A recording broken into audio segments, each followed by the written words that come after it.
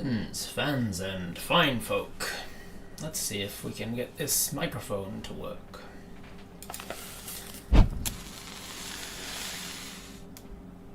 That wasn't meant to sound like some kind of fee-fi-fo-fum rhyme, but it kinda did. How's the microphone, everybody? I haven't done anything since last time. Since the last thing that people were like, "Yo, your microphone sounds weird." New graphic intro, yeah, you like it, huh? I did it all myself. It's all my work. It's 100% me. You're no longer in a jar. Mic is not great, as JSpace says. Slightly echoey quality. Little hollow. Here's some noise in the background. What sort of noise? Can you be more specific? Is it the fans of my... Liar! Liar! Totes all me. Perhaps in Patreon's note, one should specify which platform the Charisma check is. No, the link is there with the note. So it's like, click the link and it takes you to the platform. Or are you saying in case anybody has like, where the hell is that hair? I can see a hair that's not, get out of it. The PC fan noise. In case people are like, I don't like YouTube. I refuse to use YouTube.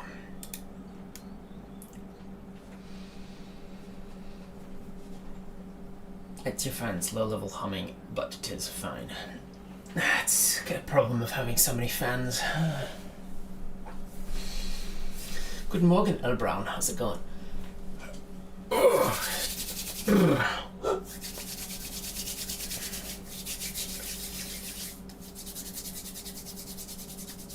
Listening with earbuds might not be the best judge. Background noise is fine because there's always something background, but the voice pickup is tinny like in Dragonlance. So it is like in Dragonlance. Somebody said I wasn't like in a jar anymore. I don't know why it would be. I haven't done anything. Why do I always have problems? It's pitch. It's pitch that let's fiddle with some buttons that aren't meant to do anything, and you tell me if it's doing anything.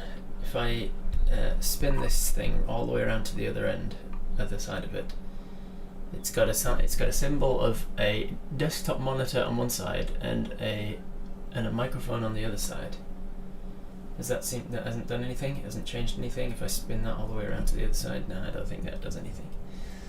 And then the other dial that's on here is just from like a 0 to 10 kind of dial, and it's just got a picture of earphones on it.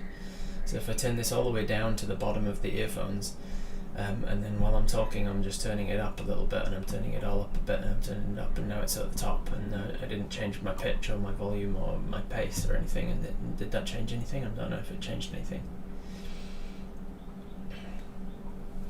You set that mic up as your input. I mean, I did, yeah, and I checked it last time, but I mean, who the hell knows that it's actually done it? Let me check it again. Maybe it's changed it again. It does say device, microphone, brackets, Rode NT USB, which is this one. Let me turn it off though. My default mic.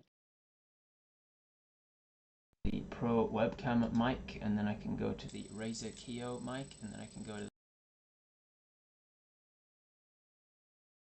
back to the Rode NT USB here. It should be the right one.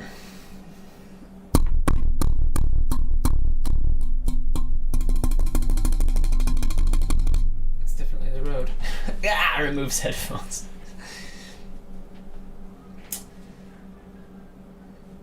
Rode is miles better. Yep, it is the microphone that it is meant to be. I hope I didn't damage the microphone when I went travelling with it.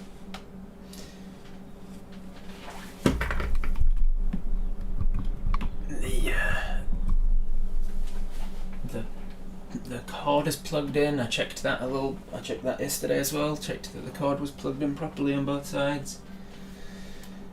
So I don't even know. I kind of wish I had a sound tech engineer degree or something.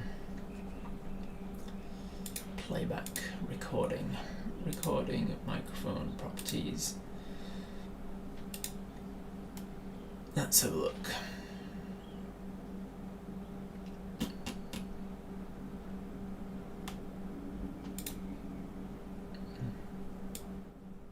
going to turn it down because I like to have a little somewhere to go with it. And it's all the way up to 100. Default format. Select the sample rate and bit depth to be used at running when share mode. I can't see anything in the properties or the configuration settings or anything that should change anything. It's it's that one and it sounds fine. Stop fiddling. You're gonna break something.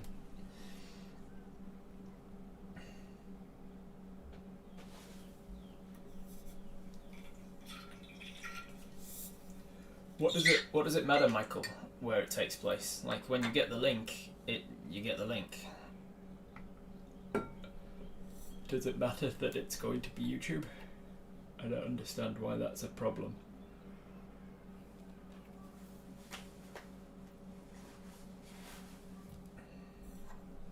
Doesn't sound blown, just needs some more low end, like you have a pass filter running. Oh, I wouldn't know how to either put one of those on or take one of those off, so I don't know how it's sounding like that. But this sounds cool if I talk into this bottle.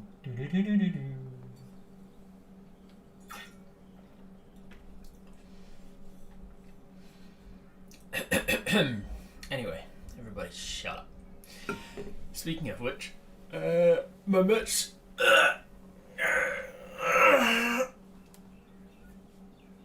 Oh man, it's tired in here.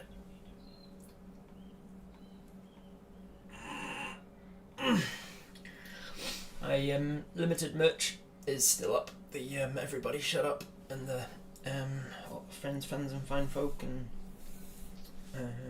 the other one, Grab Your Drinks and Snacks.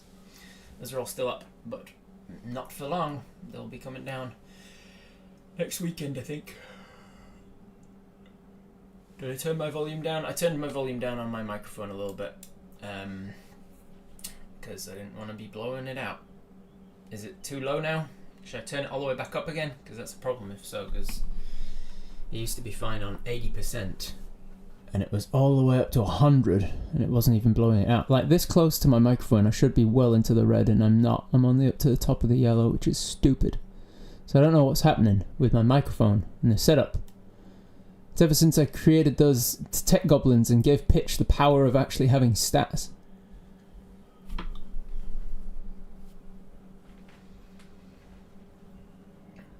Stop yawning, I'm trying to stay away from the stream and you're not helping.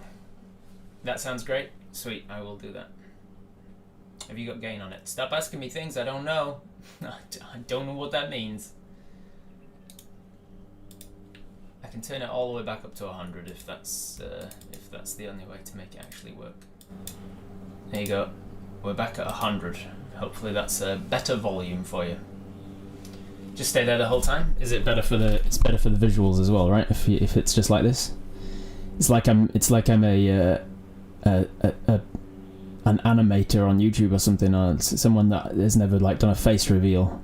And like, this is how I'm doing my face reveal. This is my stream where I reveal who I am.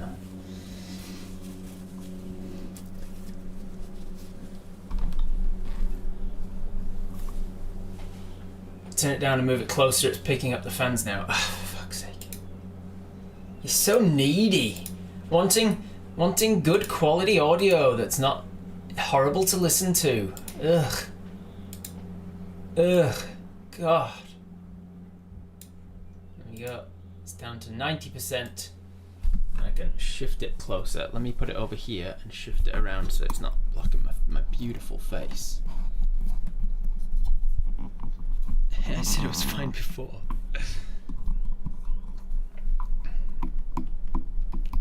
Ow, where's that not? Damn, Rob, you twisted that harder than you needed to. ASMR Rob. It sounds like the neighbours mowing the grass. Nope. For once they are not.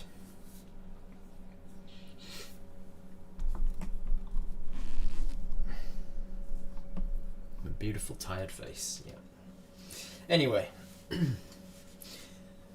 that should be enough time for everybody to get here. Are you finding the fans are just a pleasant hum? Cool. Rob adjusting his volume going to be the whole charisma check? No, I'm done. I'm done with adjusting my volume. This is it. This is what you get. Like it or lump it. So welcome in to the May charisma check, everybody.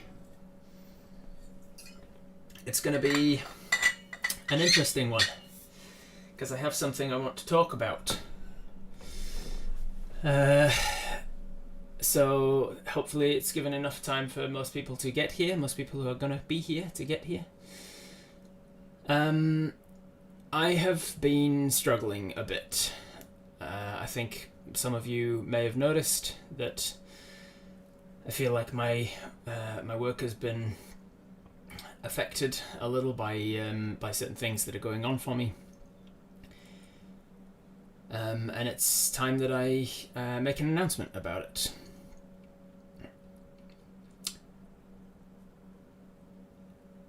I've been doing some soul searching, some self-reflection, some learning about who I am over the last several months.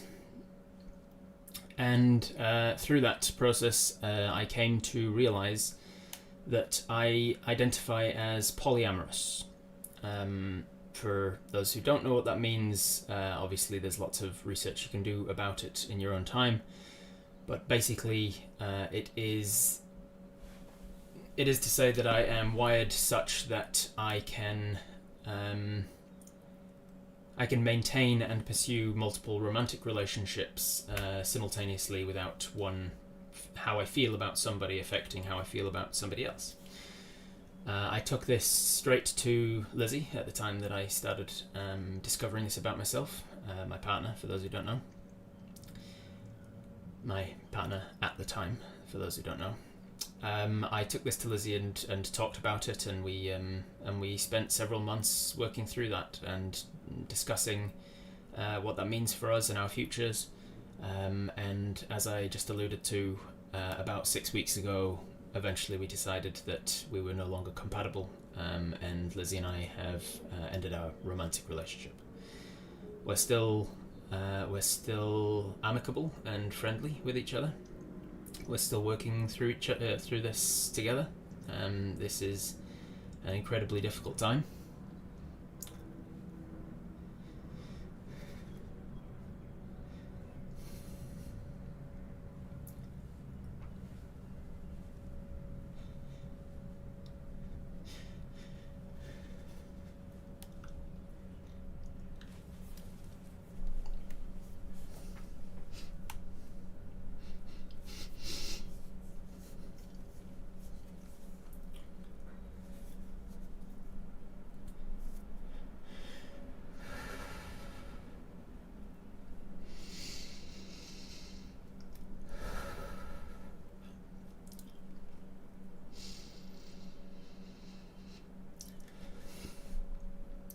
We care about each other a great deal, and we want each other to be happy. Ultimately, that's at the heart of this decision, is that we tried everything to make this work. We tried, we listened to so many podcasts, we individually went to therapy, we've talked and talked and talked. Open communication is key to this working. And we have tried everything, and ultimately we decided that it's not right for either of us to pretend to be something that we're not, or to pretend like we will be happy with something that we won't. Ultimately we want each other to be happy, and so we've decided that that's not going to be together.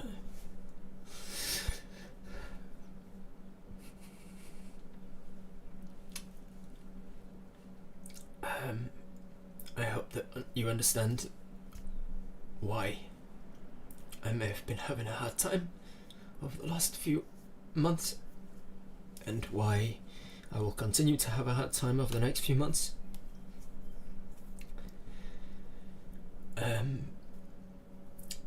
And I ask that you respect our privacy. The last thing I want is for anybody to be private messaging or reaching out and offering anything, even if it's condolences and support and well wishes. It's not something that I want right now to be contacted by people about it. I'm surrounded by a lot of good friends who are reaching out every day, making sure that I'm okay and getting through this, and I have support where I need the support. What I need from you is just compassion and understanding.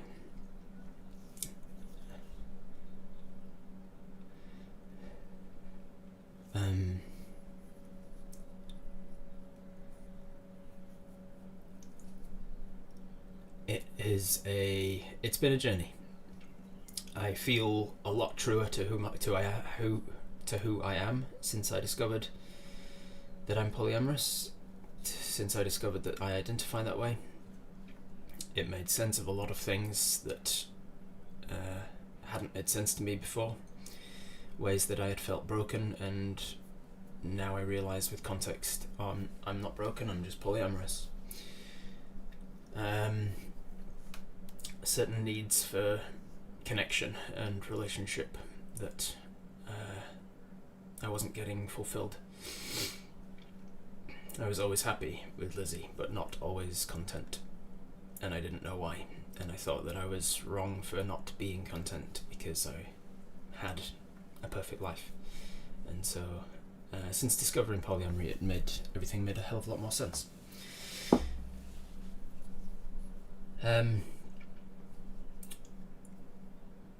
On top of that, I have much happier news that is related. As part of the process of Lizzie and I going through all of this, step by step, she was coming to terms with which parts of polyamory she could and could not be okay with, which parts she could live with. I, meanwhile, was developing feelings for somebody else, and with Lizzie's informed consent, I was pursuing that as a relationship. Some of you may have picked up on certain clues already, but we are finally happy to announce publicly that AJ Winters and I are dating, and we have been for months now. It's been an incredible part of this process, and AJ is an incredible support to me. AJ, Lizzie and I all talked quite frequently about the whole process and making sure that this was as comfortable for as many of us as possible. Obviously there's tough times for all of us. It's been tough for everybody for various different reasons, but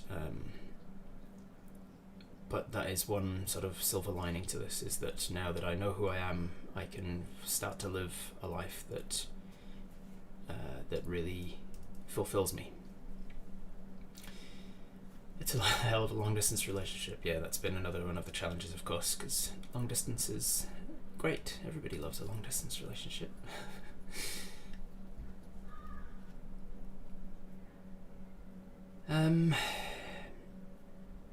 Yeah, that's pretty much it.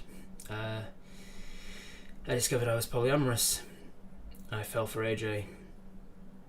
Lizzie and I worked through that.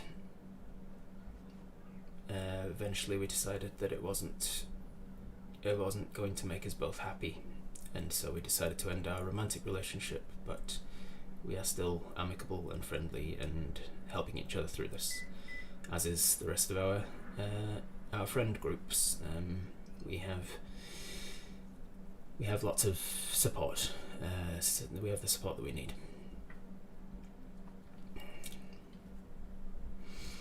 And I'm glad that you know this has also been a very tough decision about how and when to tell people, but ultimately I felt like I didn't feel comfortable lying anymore about who I was, about lying about what I needed from life, about lying about what was going on for me, and why I was finding it so difficult to get back to Twitch Tales, and other work when I'm ultimately just not in the right headspace for it. But today seemed like the right time for me. It felt like the right time to be announcing it finally.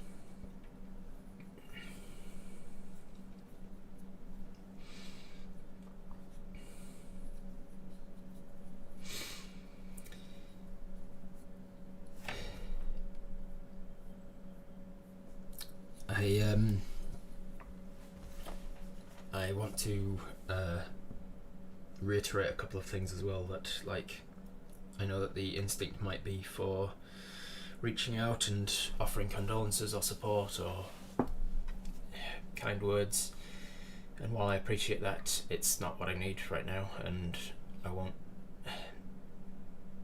I don't want people that I don't know, essentially, reaching out and talking to me in that way.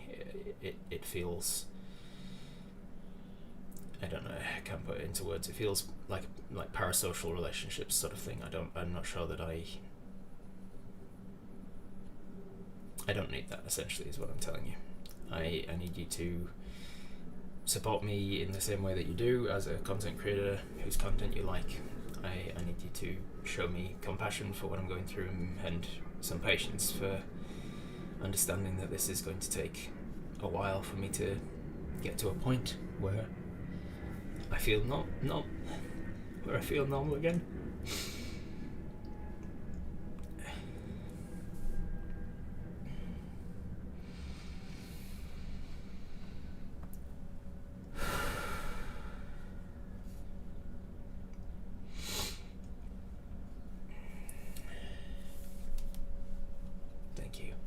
Thank you, Oberon. Yes, that's important as well, Myth. AJ, Lizzie, and I don't need bothering about this privately. AJ will be making an announcement about it to her community today. Now that I've told you guys about it, I'll be announcing it in Discord soon as well. I just felt like Patreon felt like a safer place to announce it first, to the people who have shown that they support me financially, and it's a smaller group, easier to handle, less daunting.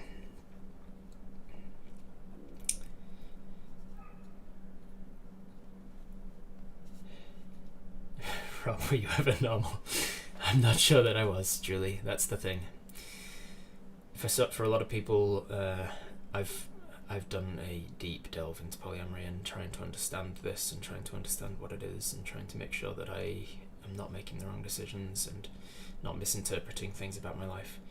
But the more I read about it, the more it felt like I've always been polyamorous and not known it. So, in that regards, no.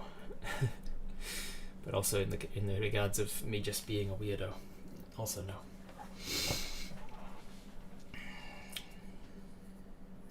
Taking the decision of speaking about this must have been terrifying. Yes, it was nerve-wracking, but also exciting.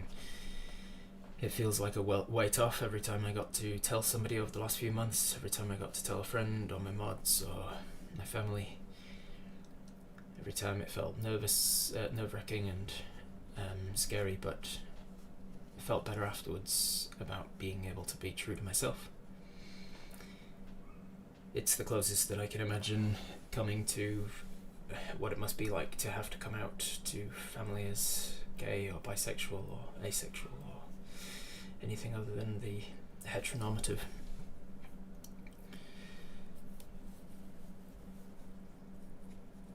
It's been an experience, for sure. It has been a big 8 months or so.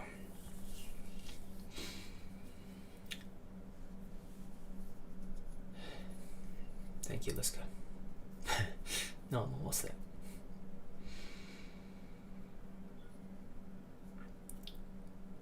I'm guessing the Viva Boys know. The Viva Boys know that Lizzie and I broke up, but I've not gone into the details of why with them. It didn't feel like it was necessary. they and I don't really have that sort of that sort of a relationship.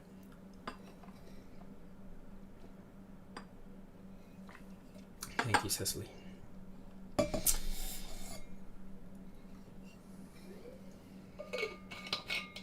Well, I think that's pretty much all I had to say about it. I think any more I'll just end up rambling.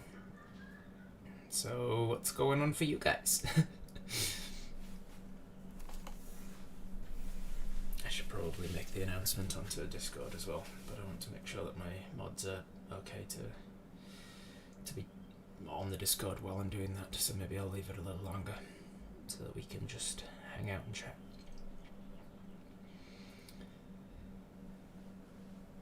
What's been going on for anybody? Anything exciting? You doing anything today? We're all here. Yeah, I know you're all here, which is why figured I would probably just put it in the Discord immediately after saying it here, but then I thought actually that means most of my mods are still here and they're not over at Discord, and I don't want you to feel like you're split into two different places, so maybe I'll wait until I'm done here and then post it there. And my second ever D&D session. Excellent, Jess. How did it go? It went well. Added a new player and rolled them into the adventure well. Nice. Be careful though, because that's exactly how mine started out. I ran my first session with 5 players. My second session, somebody else wanted to join, so I ran a 6th person into it. And the third session, another person wanted to join, so I added a 7th player to it. And then at the end of that third session, everybody was like, "That was awful. 7 players is too many. I'm going to drop out." And I was like, "No, don't drop out. I'll fix this." And I split the group into a 4 and a 3, and ended up with 2 different campaigns for the next 6 years. So PAX Australia's this year. I'm excited. My case took the plea deal, no trial, baby. Not sure what that's in reference to, Classic Sam. I think I missed context there, but congratulations. Could break out the glow sticks now to celebrate you and your discovery of yourself. yeah, sure. Bank holiday weekend, nice. You have the news for this week coming. Do I? What is this week coming? I probably have some things, yes. Let's have a look at this week. What is coming?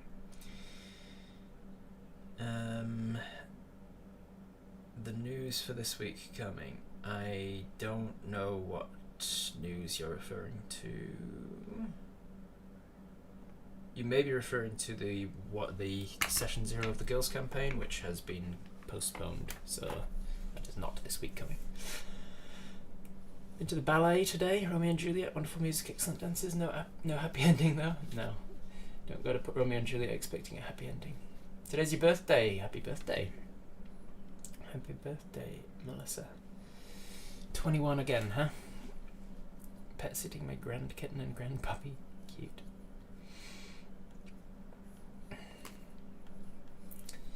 Found a fun D&D class race quiz in the Discord. You should definitely take at some point. Yes, Cecily.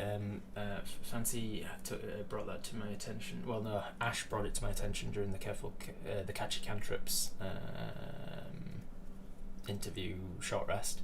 And then Fancy, I mentioned during the stream, like, I don't even know what you're talking about. And Fancy sent me a link after the stream and said, "This is the thing," and maybe it would make a good downtime stream. So I think that I'm going to do a downtime stream sometime soon, because downtime streams are a lot less preparation, a lot less daunting, a lot less having to be in the right headspace for it. And so I might do a downtime stream where I do the D&D class, which class race are you kind of quiz, which sounds like it could be fun. And knowing the way that I read and then interact, it's going to take me 4 times as long as any normal person. 7, my baby numbers, the newbie group at one point got to 15. That's insane. The highest I've ever DM'd for was 17 people during a co-DM thing while I was in Perth with Dag. I was co-DMing a summer school kind of program thing that he runs for his job, and there were 17 kids, and it was hectic, even with 2DMs. PAX, Rob, PAX. We're going to talk about PAX. Yes, all right, PAX. Who's going to PAX this year? PAX Australia. There's a few conventions on that obviously I was wanting to get to this year, but then with all of this up in the air right from the beginning, I didn't know if Lizzie and I would make it through everything, or whether we would discover that she is okay with it or she's not okay with it, and what that means for my future and the rest of the year and such. And so I couldn't really make plans to be travelling and doing like Gen Con and things like that this year. But I have intentions to do so next year. I want to do the circuit essentially next year. I want to do PAX East and Gen Con, maybe GaryCon in person, whatever comes up, whatever's appropriate and happens to work out. And obviously, while I'm doing all of those things, I want to be doing in-person gaming as well. I want to supplement the costs of travel. Like pretty much whenever I travel now, I want to supplement the costs of that travel with in-person games and ticketed events, and saying, hey, give us some money and I'll play a game with you, and then I can afford to travel more. That's the idea. But I will be doing PAX Australia this year because I had such fun last year, and it's relatively close and so easy to travel to. It's in the first weekend of October, I think it is. So if you are in Australia, you can arrange to come to PAX. I don't actually have tickets for it yet, and the 3-day tickets are all sold out. So I'm pretty reliant on them giving me a special guest ticket when I apply for panels. But that's on the cards for soon. I need to get on with applying for panels. I'm going to apply for another Death Roulette panel with the Viva guys. I'm going to apply for some of my own panels. Excuse me. I'm in talks at the moment with Fancy about ideas of what those panels might be, and what sort of things are unique to me to do at those panels. A couple of ideas I'm having, but not locked in stone, of course. And even if I do decide to end up submitting these, they're not locked in stone because they could just turn them down. But I've got an idea that some people have, well, quite a lot of people have shown a real interest in my voice work and my accent work before, and it is one of my strengths. And so I thought maybe I can get a bunch of voice actors and do a panel about accents, and like we can interact with the audience and get like accent suggestions and talk about that, how the accent works in the mouth. And because I having done voice acting, I know that a lot of actors do come at accents and voice work in a lot of different ways, and I think having some different perspectives from different voice actors could be an interesting panel, maybe. I also have ideas for maybe doing like a live Twitch Tales where I've given the audience like they can put their hand up for yes or put their hand up for no or whatever, and I just give them binary options, a little bit more like a choose your own ending book or something that I've kind of pre-written an adventure a little bit, and do, because it's only 1 hour and there's going to be a lot of wasted time if I try and arrange what question to ask the dice or whatever. And so that the audience, like a one-shot character essentially, set in the same world that the audience can vote on, or something like that maybe. So ideas are percolating about panels that I will apply for at PAX. I've also got to apply for a panel with the One For All guys. I want to talk with the One For All guys, Dear Stalker Pictures, about like how they make YouTube videos, how they approach YouTube videos, and we can talk through like a lens of D&D logic and Dear Stalker One For All, and come at it from that perspective, which could be interesting. I've approached Elliot about it, and he said he'd be interested in it. So I'm thinking about doing something like that. Just need to put the pitch together. Yeah. I'll be cheering you all on from America. Thank you. Cries in paw.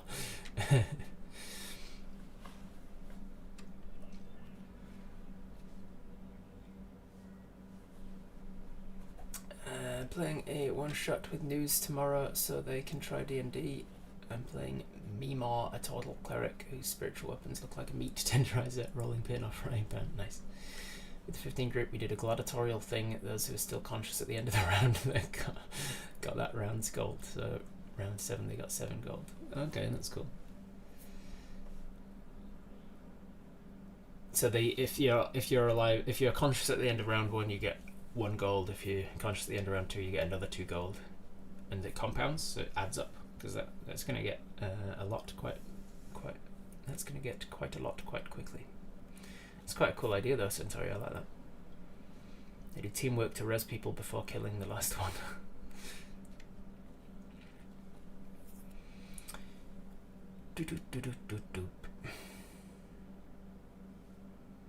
Influencer badge. Yeah, well, that's why I'm not really worried about the 3-day tickets having been sold out, because if I apply for panels and they accept any of the panels, then they'll give me a special badge. And if they apply for all these panels and they don't accept any of them, which would be a surprise given that the Death Roulette was the highest earning panel last year.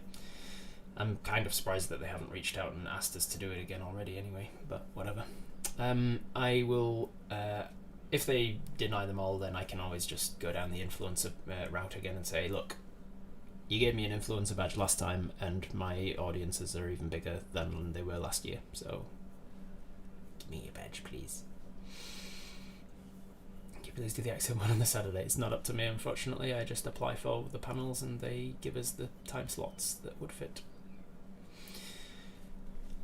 A pantomime Twitch Tales, yeah. It's behind you.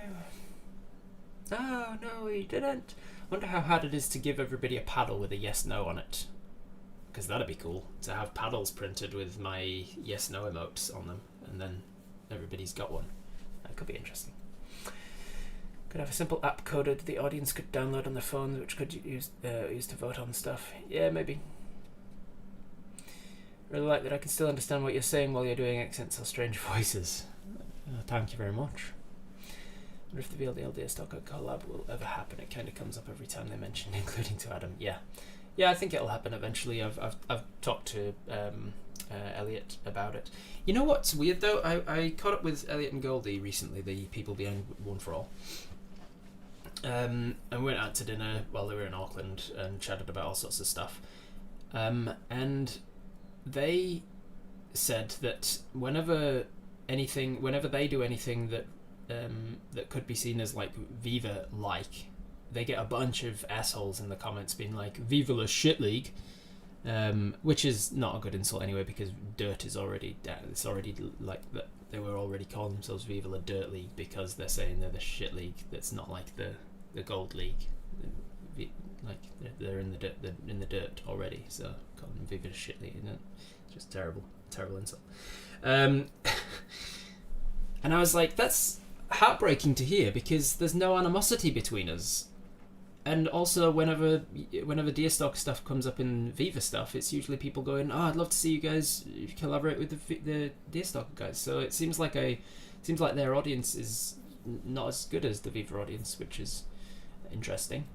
Like they're just a lot more assholes, which is awful, because it's like people taking it upon themselves to be defending the, like, what, I don't even know what they're trying to do. Are they trying to defend Viva la Dirt League's like intellectual property by saying, oh, the Viva did it better?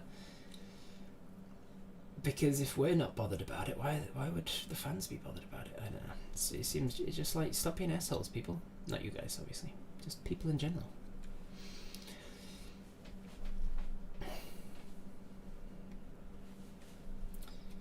A lot of Aussies have no fucking idea what panto is.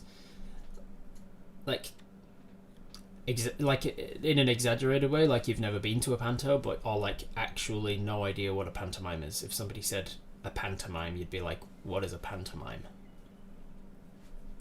Pantomime's a huge part of the UK culture, especially around Christmas. Pantomimes are plays done usually for children, but in a way that has a lot of inappropriate jokes to keep the adults entertained as well. They almost always include a man in drag, or they used to actually. I haven't been to pantomime in years, and I don't know if it would be considered offensive these days to have a man in drag. There's almost always like an old woman character, like somebody, like they're basically enactments of of like fairy tales and stuff. So there's like some old woman who lives in a shoe and always played by a man in drag, putting on this voice. And there's always a villain, like an evil. Everything's turned up to 11, and so it's like the villains have evil mustaches, like Mother Goose, evil mustaches, and they twirl them and they say, "I'm evil," and there's like evil music plays every time they come on stage. And they are all about audience interaction. They're plays that are all about the kids shouting out to the audience, "Boo!" And you've got to boo the bad guy when they come onto the stage, "Boo!" And then there's lots of fourth wall breaking, and there's usually like a really good hero guy who's usually like Robin Hood or Peter Pan or something, and usually they're played by a girl to signify a young boy, and they're like, "I'm gonna slay you," and there's, if it's a really good panto, maybe it's got like some wire work and stuff. Usually there's like slapstick kind of pie in the face humor, and there's lots of over the top like, "Where's the bad guy? He's behind you!" And then they do this, and then the bad guy like sneaks around this side, and then he's like, "Oh no, he isn't! Oh yes, he is!" All of that. They're a thing. They're a whole thing, but they're not a thing in Australia, is what you're saying. Interesting. Yeah, there's usually some token Z-list celebrity, like someone who used to be in EastEnders. Yeah. Usually they add in a modern pop song and all the parents get confused for a bit. Like a Ren Fair show? I don't know, maybe. I haven't been to many Ren Fairs. I think I've only ever been to one in France. Although I was staying with some friends in Switzerland. Rob, can you arrange to do a one-man pantomime? It's very camp. Camp. If I summed up a pantomime in one word, it'd be camp. 3 words, it'd be camp interactive theatre. Not a thing in France? Pantos? Pantomime? You would rock that? What, a one-person pantomime? I'd have like the twirly evil mustache on one side and like the makeup of like a girl's makeup on the other side to be like the good guy and the bad guy. I'd also need like an old lady wig to be the Mother Hubbard. Oh, you stop that now! It's usually things like the Mother Hubbard will come out with like a shoe and she'll whack the bad guy and she'll be like, "You get away now!" And it's very camp. It's a whole thing. It's filling me with nostalgia to even think about them. Not a huge thing in New Zealand. There are pantomimes here. I've got a couple of friends who have been in pantomimes, but not a huge thing. A lot of young Aussie actors will go over to England to get stage experience by doing pantomime. Nice. A little addicted to Ren Fair. I'm probably going to cosplay as Ollie this year. Awesome, Nerdwitch. If you do it, obviously let us know. Let us see it. We all want to see that for sure. I volunteer to throw fruit at you from the audience, Rob. I'm not sure they do throwing fruit anymore, right? Is that a thing that they do at pantos? Do they allow throwing of fruit? Here's a durian. Here's a jackfruit.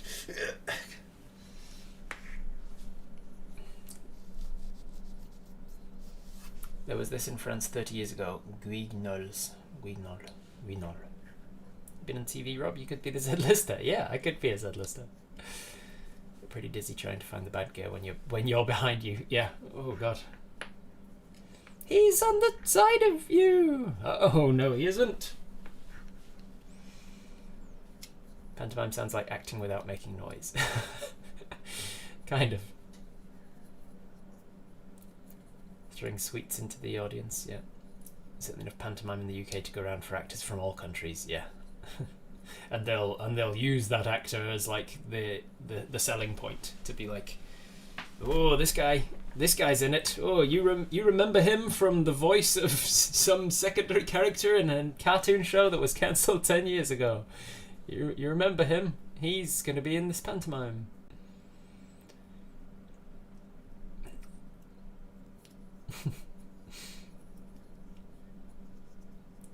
War of Worlds only has like 7 words. What? We had pantomimes on a street art festival in my hometown last week. They were fun. Robert Hartley's representation stopped by a durian projectile. Crack in the head.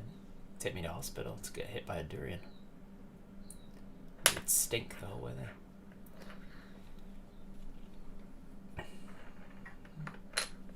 So what I'm hearing is that Panto TT is a go. It sounds like it, yeah. Now that I've explained what pantomime is, we've got to do a Twitch Tales pantomime. He's behind you! Oh, no, he isn't. Oh, yes, he is. Sweet. Done. It's in the bag. I think about it, I have seen the pantomime and puppet theatre here in the Netherlands. Was pretty young, so if there's any dirty jokes mixed in, I probably missed them. Oh, there's always dirty jokes mixed in. Lots of euphemisms and double entendres and the things that make 14-year-olds go hee. 14-year-olds and me, obviously. Panto Twitch Tales for next April Fool's. That could actually be a good idea. Yeah, do it on April Fool's Day. but like present it as if it's just a normal episode. I kind of want to skip forward and see if April falls on a Sunday. April 1st. Probably a faster way to do this, but I'm there now. Ah, Monday. It's a Monday. And it's not the other way either. Because if it had been a Tuesday, then I could still do it, because for a lot of people it's still April 1st on my April 2nd. But unfortunately, April 1st this next year is a Monday morning. My local panto doesn't even have Z-listers in it this year. One of them was on Britain's Got Talent. Not even the winner. Not even one Britain's Got Talent. It's just on. Just turned up on Britain's Got Talent.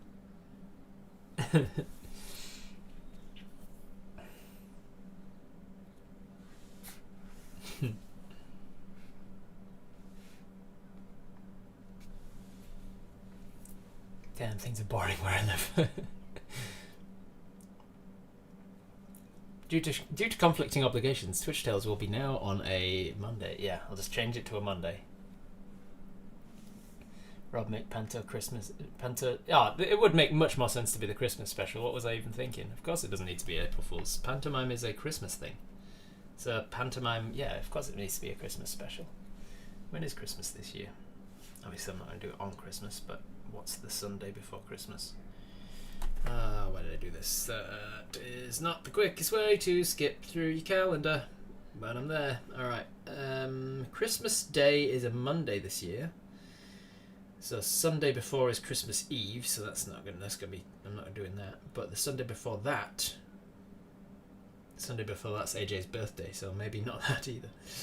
Christmas, mind you, pantomimes are usually like early December when people are going out for like Christmas parties and stuff, so before they go away on holiday.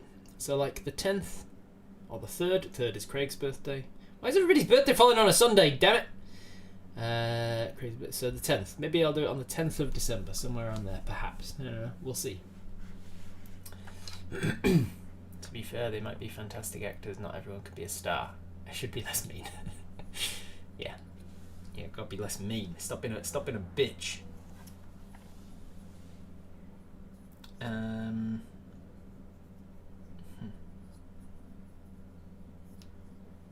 Give me 1 second.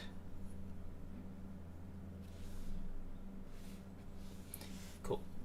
Google it, Rob. Totes quicker. What are we googling? Oh, googling when it is. Nah. Just skip through my calendar. It's the only way. Get you a corset and a wig. I need a corset and a wig and a grey wig. Like a real tight corset though. The corset that I wore when I was playing that blonde bimbo lady, whatever her name was. Chelsea, I think. Chelsea. Yeah, it was. I don't know why I need to know this, but I need to know this now. What was it? It was one of the 5 families. Owen Sindana and Chelsea. Yeah, it was Chelsea. When I was playing the blonde bimbo trophy wife and I had the corset on for the first time, it was great. But I needed like one of those drag queen fake boobs silicone thing, because I just had these, like, I had this corset that was pushing up this brassiere kind of thing, but I just had nothing to fill it out, and so I didn't have a chest. So I need a big fake chest for this panto. Lock it in, Rob, and then future you can be well confused. But did we agree to this? Christmas is the 25th of December. Thank you, Hatron. That's it. I couldn't remember. I had to skip forward until I saw Christmas Day in the calendar. Christmas starts in October immediately after Halloween and ends on Valentine's Day. Yeah. There's not many things that I will give praise to the US about, but one thing is the addition of Thanksgiving at least pushes back this incessant creeping of Christmas into like early September, when you walk into a shop on September 1st and there's like Christmas decorations and you're like, what the fuck is wrong with you? At least in the US it seems to be like focus on Halloween, big focus on Halloween, and then once Halloween's done, immediately focus on Thanksgiving, and then once Thanksgiving's done, then focus on Christmas.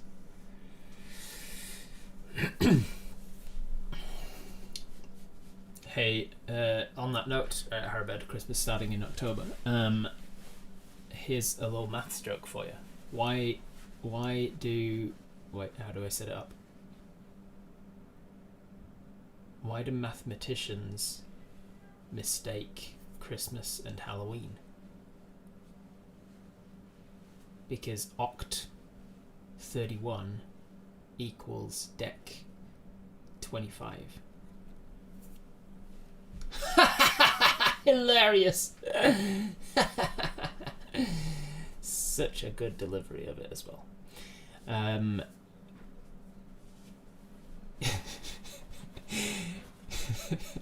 Most people here won't even understand what I was doing. It's a maths joke. You don't have to understand it.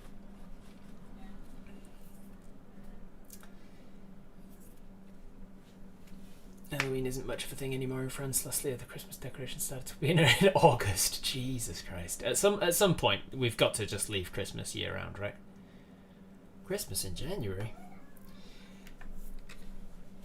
Focus actually splits after Halloween, part Thanksgiving, but also part Christmas. Damn. I was manager in a big box store for a decade. We started setting up Christmas in August. Jesus. Nerd. Watches the joke fly over the head. I'm laughing because you're laughing. Speaking of that sign, Harabed, I saw something, I think an Insta reel that I liked. It took me ages. Like, I thought this was money for the longest time. Like an old person not understanding new trends. I saw people doing this, and I thought it was this. I thought it was just like because you can't take a photo of movement. So I thought it was people doing this, which is the universal sign of, like, money. But this is love, because it's making a little love heart. And I was like, oh, it's love. I get it. Okay. And then I saw something the other day that was quite funny, because he's like, this is fuck you, and this is love you, and this is fucking love you. I fucking love you.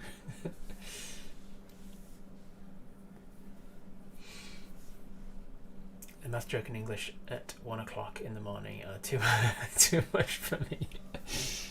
You saw that as well, Centauri? Yeah, it's a funny one. It's a funny one. Alright, what were we talking about? Something fun? What were we saying?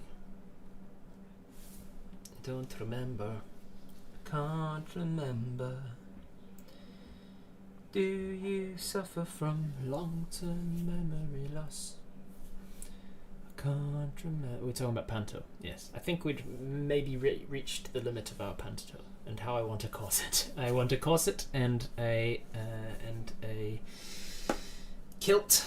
You're gonna deck out a whole wardrobe of dress up, aren't we? A kilt, a corset, several wigs. I need better wigs. What else do I need? I need lots of fake ears of different sizes, because these ones are great, but these ones are very much for my Archfey costume. They're massive. They kind of work for Lyndon because he's a Ladrin rather than Elf. And Ladrin are a little bit more like Archfey. but I need some smaller ones for elves. I'm sad now I just discovered I can't get my fingers to do the heart thing. Oh, you just can't put your fingers together like that? You can't just pinch... Can you pinch your fingers and then just slide the thumb to the side? How was your time with Dice Legends? This is a good topic. Let's talk about that. Dice Legends was fun. Yeah, it was enjoyable. They are always a blast to work with. They're fun geezers. I don't know if I'll be working with them again, not for any reason other than the fact that I'm trying to get better at saying no to things that are not a direct contribution to my work. Ever since Fancy pointed out that in the last year I appeared on more people's other things than I did on my own stuff, because I like playing games and I like saying yes to people when they ask me to do things, but I have to say no to people more. Here, Rob, have a cookie. So yeah, I'm not sure if it's I think my collaborations with Dice Legends will continue in some capacity. Obviously, I'll still promote them and raid into them and things like that. I'm just not sure that it's always going to be worth my time. If it's for like a special, like they were doing like a 24-hour thing, then maybe I'll consider it. But I do need to have more of a focus on saying no to people.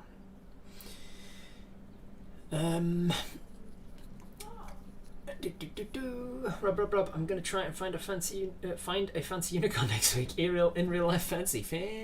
Heribed's gonna go unicorn hunting, which is a different thing in the polyamory world. I could try Vulcan ears. Don't know if those are smaller or larger than elf ears, but could be worth a shot. I think smaller, given how Dr. Spock looked like. I think they would be smaller than elf ears. Just small points that you put on the top. Just isn't right. It's close, but not quite right. Might look better if it's not from my perspective. What? I think I missed context there. You need to have Vahid as a guest. Yeah, I do. I'd like to have... I mean, I did have Vahid as a guest, didn't I? I had a short rest with Vahid. Now I'm doubting myself. I have done a short rest with Vahid, right? I'm doing a short rest with Dr. Spock. Isn't it Dr. Spock? Mr. Spock? It did sound weird when I said Dr. Spock, and then I was like, no, I'm sure he's a doctor.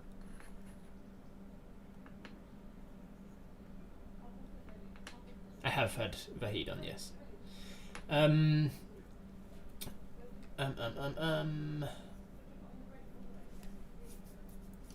What was I saying? It introduces you to new audiences. It does, Cat Foxy, but once I've been on that channel several times already, the diminishing returns means that you're getting fewer and fewer new eyes on you, and so I need to just be aware of that a little bit more. It's given that my schedule is always just insane and filled and crazy.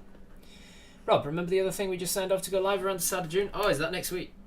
Oh shit, yeah, it's the 27th already. Okay, that's what you were talking about in my next week excitements. On Wednesday and Friday next week, so that's what's going up. It's because it wasn't in my calendar, because I don't have to do anything about it, because I've got amazing people working for me doing the things that I need to do, and so I didn't put it in my calendar, so I forgot that it was happening. That stuff. We're starting a podcast, everybody. It's happening. We're doing it. We've been talking about it for a while. It's finally doing it. We've got a lot of things done. Fancy and Rafe have been working really hard at it, editing the audio from all of the Twitch tales so far and the short rests so far. I'm pretty sure they are up to date with the short rests and have done all of them. With the Twitch tales, they've done up to like the first 12 or so, give or take. And they're going online on a podcast format in 3 days' time, 4 days' time, on Wednesday morning. What did we decide? We decided the short rests would be coming out on a Wednesday, Twitch Tales would be coming out on a Friday. So we're going to start with 4 episodes of each, so that you've got a little bit of bingeable if you want to go in and binge it immediately. Even if you don't really use podcasts, it would be really helpful to just download the podcast and download the episodes, so that the algorithms and all that, and then you can delete them if you have to. But that's pretty exciting. We're going to be doing short rests and Twitch tales, and then we're going to also look at doing all of the Robert Reads as well, all of the Robert Reads that's on YouTube at the moment, and putting those onto the podcast as well. I'm hopeful that the podcast will be self-sustaining, meaning the money that I'm paying Wraith to do the editing of the podcasts will be paid for by the podcast itself. So I'm hoping that we can reach out to some advertisers, some sponsors, specifically for the podcasts, and then if they can start to be self-sustaining, then we can start to turn them into an actual form of income as well. But yes, that's going to be pretty exciting. People have asked us about podcasts over the years, saying like, hey, I don't have a lot of bandwidth to be watching YouTube, but I really want to enjoy your content. What can I do? And now they have an option. Audio only. So you can listen to it on your commute to work, or you can listen to it while you're doing the dishes, or you can listen to it while you're walking the dog, or somewhere where something that you're not able to watch the screen and you don't want to waste all of the bandwidth or your data downloading YouTube videos. Here above, this great idea of a thing to work on you with, high investment, low return. What do you say? I say yes, let's do it. Your neighbours are loud chatters. You can hear that as well, can you? Yeah. My windows are closed as well, then I even like open a crack. What platform? They'll be on all platforms. Ideally, they'll be on Spotify, but they'll also be, as they are podcasts, you can take the... I used to know this because I actually had a podcast that ran for a whole year about anime. What is it called? Not IP. You can say ISP? ISP? IBS. Yeah, you can take the IBS, whatever it's called. You can take the feed of the podcast and you can put it into whatever podcast player you like. It's going to be on Spotify. We're going to push it onto Apple Play and all the other places as well to try and get it working.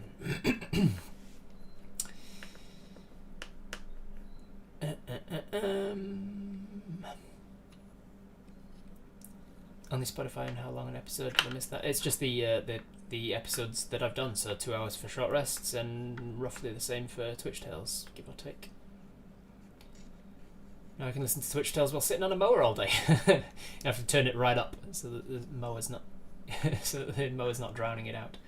But then at least you feel like you're actually watching live because you're getting the full mower experience. Totes outed me, Robert Hartley. No one knew that, you poop. No one knew what? That you were working for me? That you belong to me? That I own you and your soul because you didn't read the fine print in the contract? And now I own you. What's data? It's the android from Next Generation. What will be the themes of the podcasts? Damn it, Rob, that was a test. Who needs to buy food? Looks at Spotify costs. Spotify doesn't cost anything, Jay. Just FYI, Spotify is free. You can get Spotify. You can get Spotify without adverts for a cost, but you can use Spotify for podcasts easily. You can also just use any other free podcast player. I don't actually use Spotify myself. I use one called... I always forget what it's called. I use one called Player FM. Player FM, and that's how I listen to my podcasts. You'll be able to listen to the Robert Hartley podcast on all of the things, and when we have got them up there, we will put announcements all over and into like Discord and things, and say like, this is how you listen to my podcasts. Click this link, do this, put this thing in this thing, blah blah blah. You use Google Podcasts. There you go. Fancy, can I recall those things? Nah, brah, you're in this for life. I use Apple because Apple.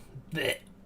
Honestly, I listen to podcasts like once a year if there's an interview or I want or something. You want to see what podcasts I listen to? Jeez Louise. I listen to 4, 8, 12, 16, 20, 24, 28, 30. I've got 30 different podcasts that I listen to. These 30 podcasts. In theory, I listen to them all. I do listen as a backlog, so I am currently about 4 years behind on my podcast listening, but I am listening to them slightly faster than they are coming out between the 30 of them, and so I do actually end up catching up. There's a couple of them as well that I'm starting to think like, yeah, this is kind of run its journey for me. But I listen to all sorts of things. Most recently, 1, 2, 3, 4, 5. 5 of them are about relationships and polyamory and trying to make that work, because I've been listening to a lot of that to try and make sure that I'm being ethical and being a good person throughout all of this. And then I listen to a lot of D&D podcasts. I listen to a lot of like science podcasts. There's some cool like psychology podcasts that I listen to. And then there's a couple of comedy ones like Conan O'Brien Needs a Friend, which is very funny.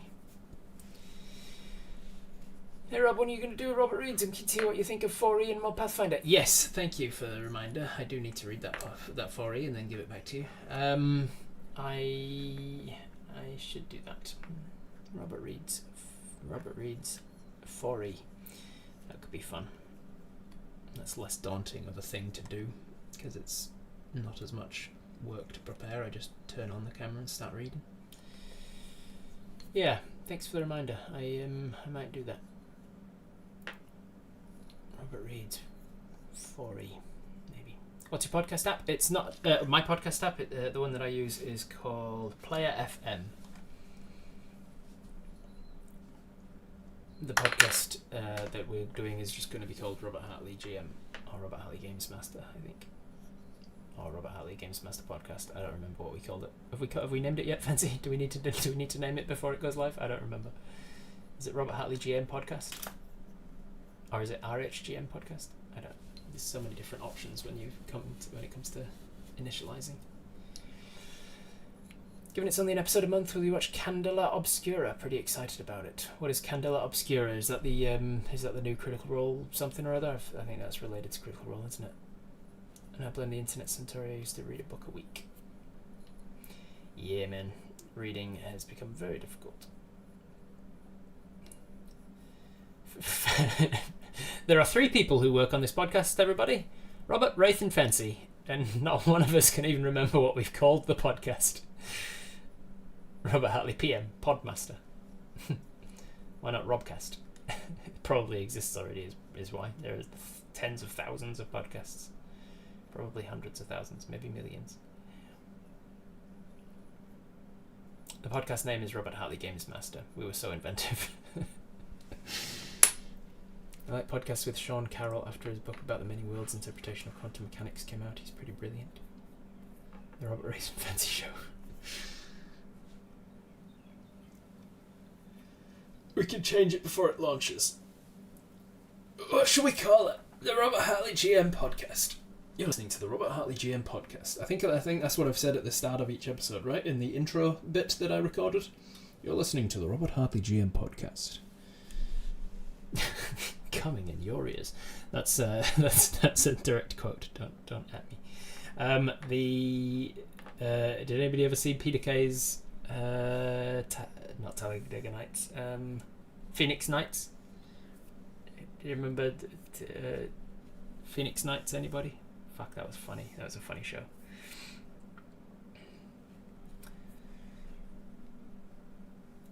I mean, you make a big deal of having one X name that can be found everywhere. I do make a big deal of that, Centauri, yeah. Robert Hartley GM. It needs to be Robert Hartley GM Podcast. Maybe, but I'm just wondering whether it's Robert Hartley GM or Robert Hartley Games Master. Listening to the Robert Hartley Games Master Podcast. Robert Hartley GM Podcast. I don't know. It's a perfect Radio 4 voice you got there. Thank you, Radio 4. You're listening to Radio 4. Why? Robert's Rambunctious Reading Room. That was a weird show. It was a weird show. It was fun. I liked it. The podcast should have Robert Rants episodes. Just go back into the previous VODs and just clip out all of the bits that I end up ranting about something and putting it out there. So a bonus episode. Maybe that's my podcast, my Patreon only podcast episodes. If you want to support me and get additional bonus content on this podcast, you can find Robert Rants episodes as Robert Rants. Robert Rants was a thing that I had intended to do. Maybe it's a project I'll get back to eventually, one of my many projects. Robert Rants was an idea that I had for YouTube Shorts, Instagram Reels, and TikToks. Just like 1 minute versions of me ranting about things in the game, inconsistencies and shit in the D&D game. So maybe I'll do that and then just put them out as like a bonus episode podcast. Robert Hartley GM rolls off the tongue better, but Games Master is more likely to grab randoms. Yeah, rather than like, this is some podcast of some general manager. Giraffe menopause. Readers, the shipping forecast. Looking like it's going to be tornado in the east, with the drought in the north. It's got some crazy weather. There's acid rain over in the west, and a fire tornado in the south. That's right, a fire tornado. And now for some music. Panpipes.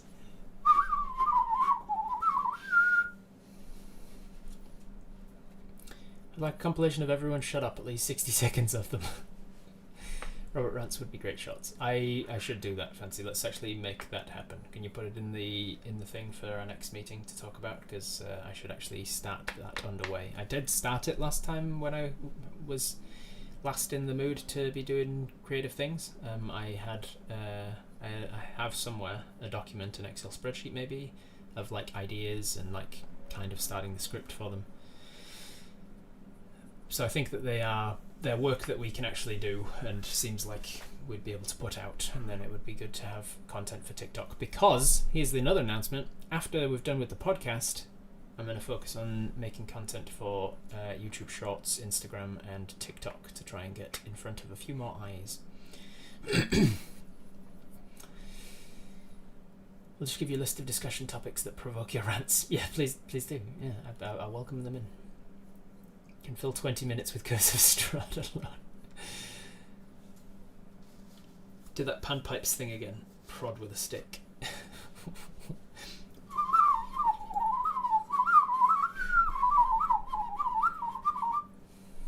That was at least a 13 on the panpipes roll. Sorry.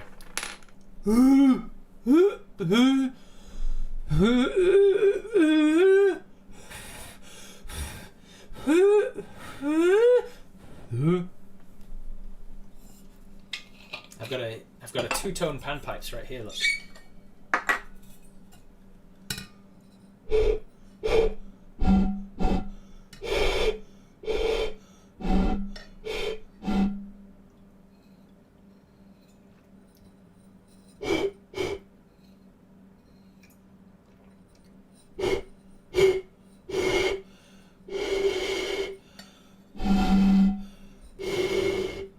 Perfect. That's a perfect nat 1 on panpipes right there. If you ever need a nat 1 recording of the panpipes, I have a penny whistle and a middling skill. You'll never be a flute player with embouchure like that. Excuse me? Talking about my embouchure in public. The fuck is embouchure? Is that the purseness of your lips?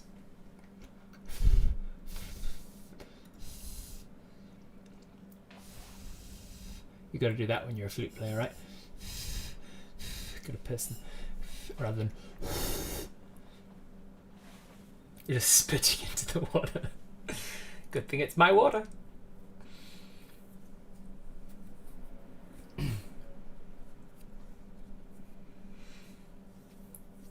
Someone get her up a Grammy.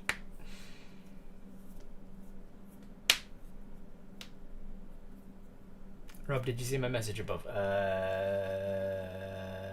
We have ordered a surprise to your house from Min Wraith. When the door goes, don't send it away. Okay, thank you, Fancy. I will keep my ear out so that I can hear the door. Although I probably will because Harvey will go crazy. Does that make me crazy? Does that make me crazy? All wind and brass instruments have different embouchure. Embouchure? That's a cool word. I like that. Embouchure.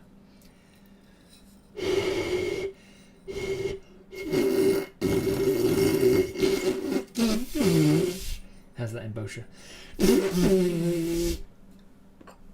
How's Harvey? Harvey's good. Harvey's been a real comfort throughout all of this. Harvey has got good instincts for when I'm upset, and the other day I had his baby gate open, and he still wasn't going upstairs because he knows he's not allowed upstairs. But I went upstairs, and I just something hit me. I heard a good analogy recently that like grief is kind of like a bouncy ball, just constantly bouncing around a box, and inside the box is a small button that hits you with grief. And so when it's fresh, when the grief is fresh, the box is small and the bouncy ball is more likely to hit the button. But then over time the box grows, and while the grief itself doesn't get less, it's less likely to just randomly hit you, which I thought was an interesting analogy, and certainly how I felt throughout all of this sort of breakup and stuff is certain things just hit me, like when I came home after Lizzie had moved out and saw that her shoes were missing from the shoe rack, for instance. That just set me off, and I just fell into a fetal position on the ground and just started crying and things, and it's things like that are tough. And when I did that, Harvey comes running upstairs and is like nuzzling into me and being there for me and being there to support me and stuff. It's also good to have Harvey to look after right now, because it forces me to look after myself, because I'm forced to get out of my room and go out for a walk and things, and like look after him, which means that I need to know when his food is running out, so I need to go shopping, which forces me to go shopping for myself and things. So yeah, good to have him around, because he's helpful for that. Pets make grief more tolerable. Yeah, it seems like it so far, which is good. And it's good as well because it gives Lizzie and I something to still connect over. Like as I say, like this is not the usual breakup. Like it feels more like we've redefined our relationship from romantic to something else. We still love and care for each other. We've just acknowledged that we're not really compatible anymore. And so I constantly am sending her videos and photos of Harvey doing stupid and or cute things and stuff like that.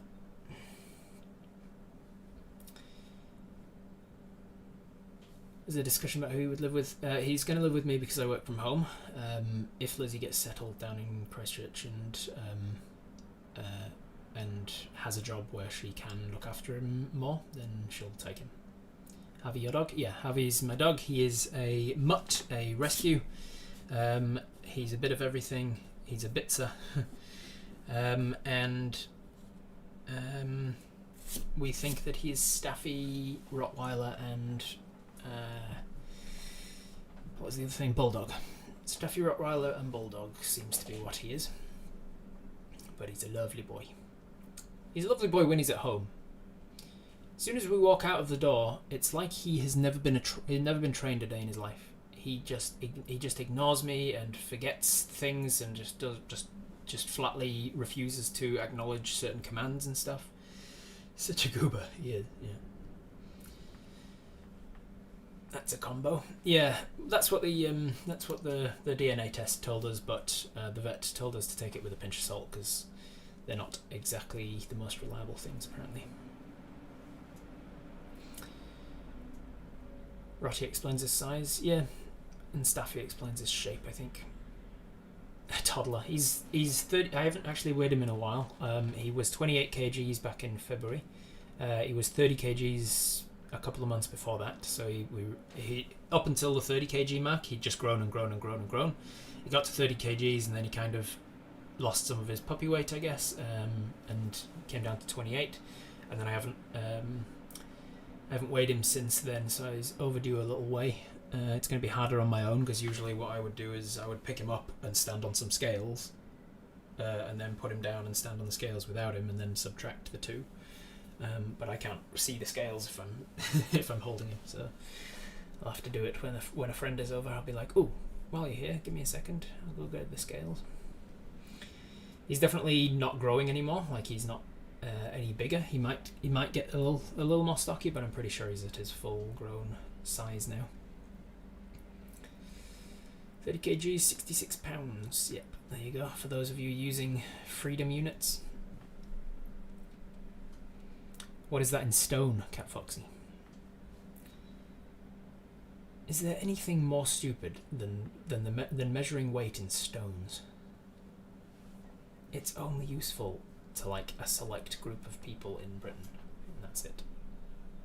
Such a niche measurement. 14 pounds to a stone? I don't even know. I don't even know.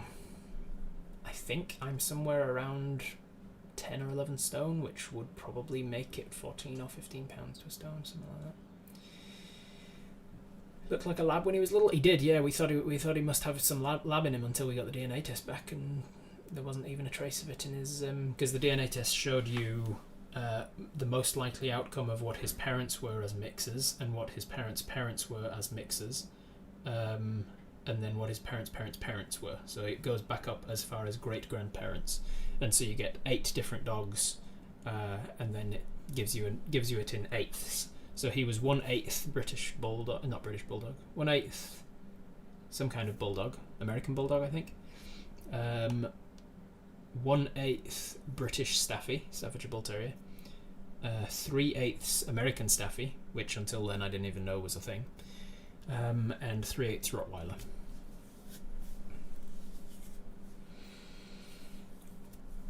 Homie coming today, so he's not alone, or is he staying home? It's a good question, Wraith. I don't want him to be a pain in the ass.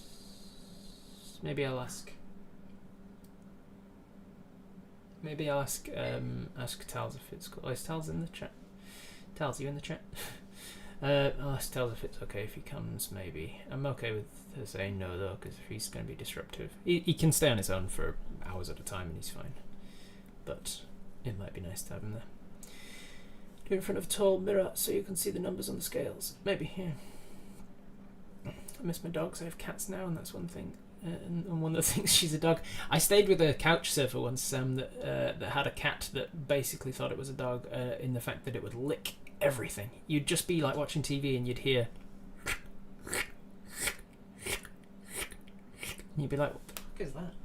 And it's the cat with the super rough cat tongue licking the side of my bag or something. Licking the strap on my bag. And then eventually you'd just be sitting there and then you'd go, ow, ow, ow, what's that? And it's the cat just licking your arm.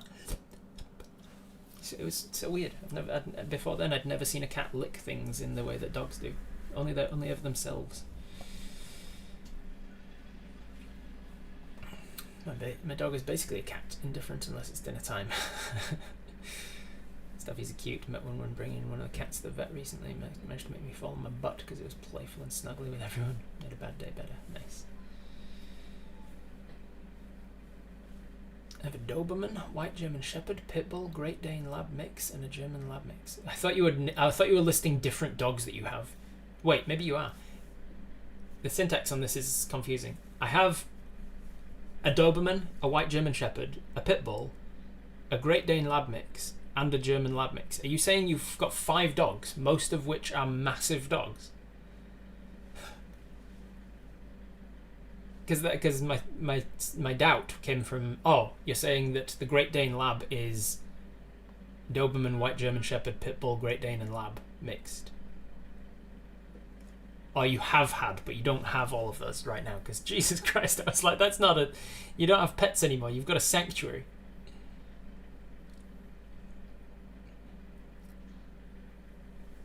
He can come always. Last time he jumped off the deck. That's right. Stupid asshole. He jumped off of the second story the first story of a deck onto the grass below, and I was like, well, fuck, he might have broken his ankle.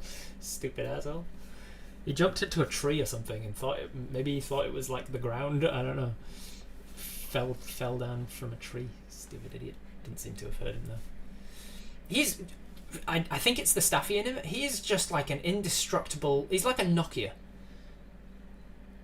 He's like got a real grip on him, obviously, from the Rottweiler and Staffy.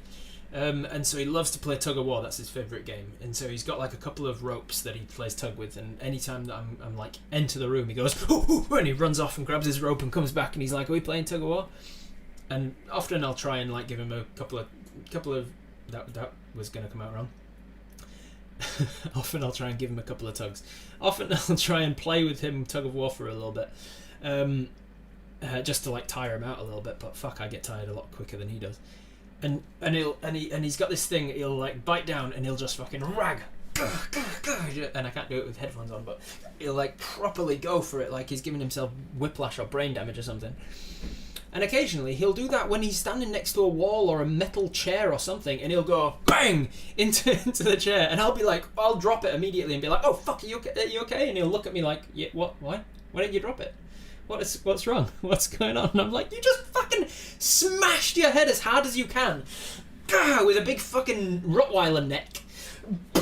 All of that muscle just coming smashing you into a wall. Oh, there we go, look. Something at the door. I better go turn it away, I'm not expecting anything. I'll be right back, everybody. Good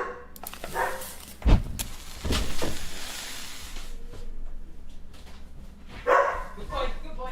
Yes, good boy. Good boy. Abby, sit. Sit. Oi. Good boy. Stay. Abby, stay. Good boy, stay. Oi, sit. Baby. Back up. Abby, back up.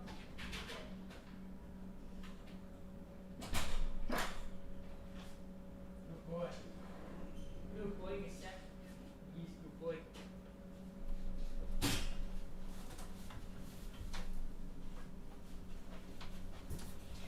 What on earth is this? What on earth could this be? It's they wrote Wraith on the packet this time, so that I wouldn't.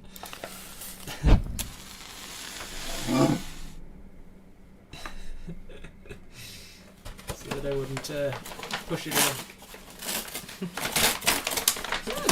What on earth could this be? Is it because you knew that I wouldn't have eaten today? Thank you. Thank you very much. Appreciate it. Well, I don't know if I appreciate it, actually. I haven't seen what's inside it yet. I have an idea. Yay! Pancakes! Banana and bacon pancakes with something in a jar. What is this? That's maple syrup, obviously. The hell is this one? Butter, maybe? It's like got brown splotches on it. It's kind of like mashed banana or something.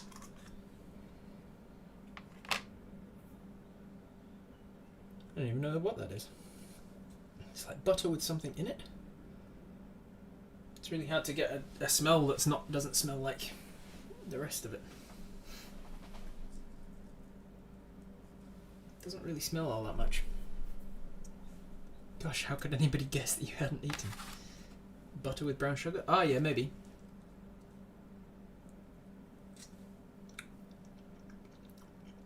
Yes, I think that's what it is. Brown sugar butter. These Rob's croquettes.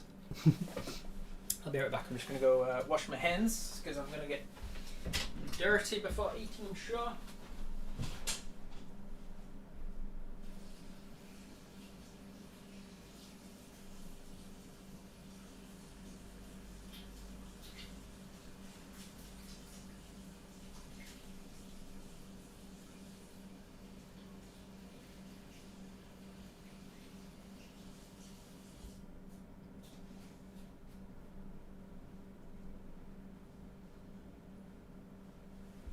So actually it's getting on a bit.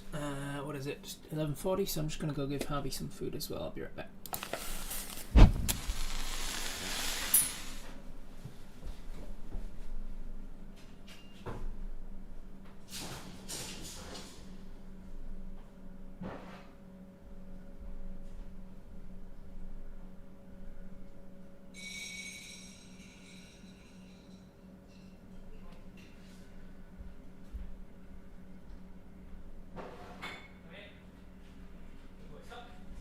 Good boy.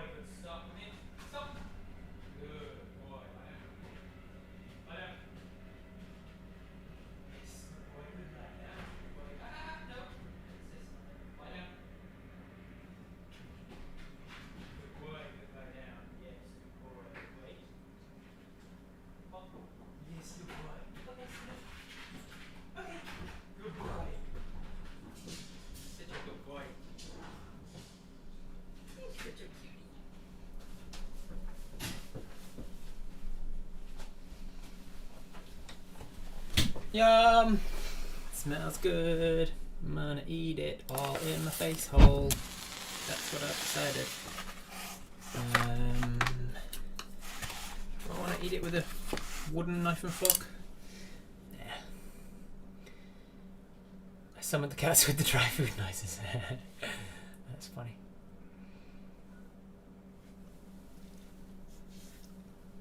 Happy belated birthday pancakes, Rob. Oh, thank you very much. Mike's impressive. Maybe the fan we're hearing is actually from the washer in the garage. Are you hearing me all the way downstairs?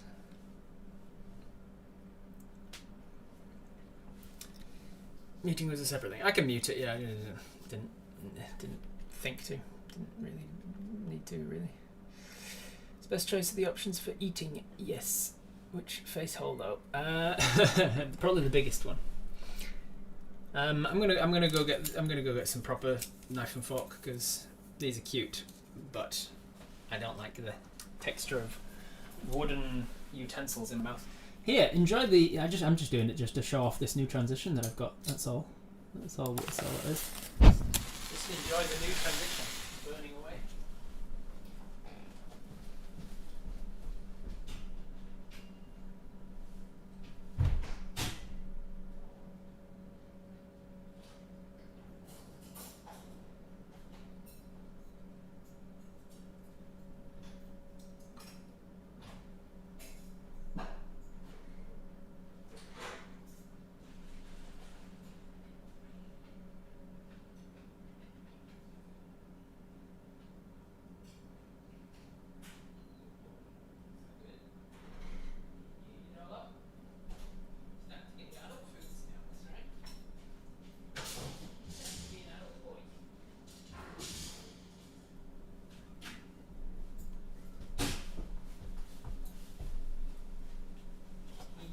He seems to like his adult food a little better. I think it's a little bit different. He got really sick of his kibble, his puppy kibble, and now he's enjoying his adult kibble.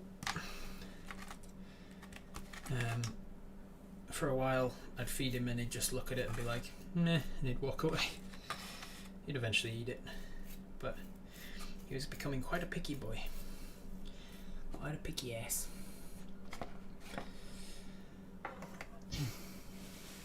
His trainer doesn't need Rob to do cardio, he's going up and down the stairs this many times. I really want pancakes now. Don't scrape your blade till you have to touch the fork to your nose. Love the burn away, it's very bonanza. Yeah, so what I'm working on though, what I've mentioned to Fancy is that it needs to be transparent instead of black. So I like this transition a lot.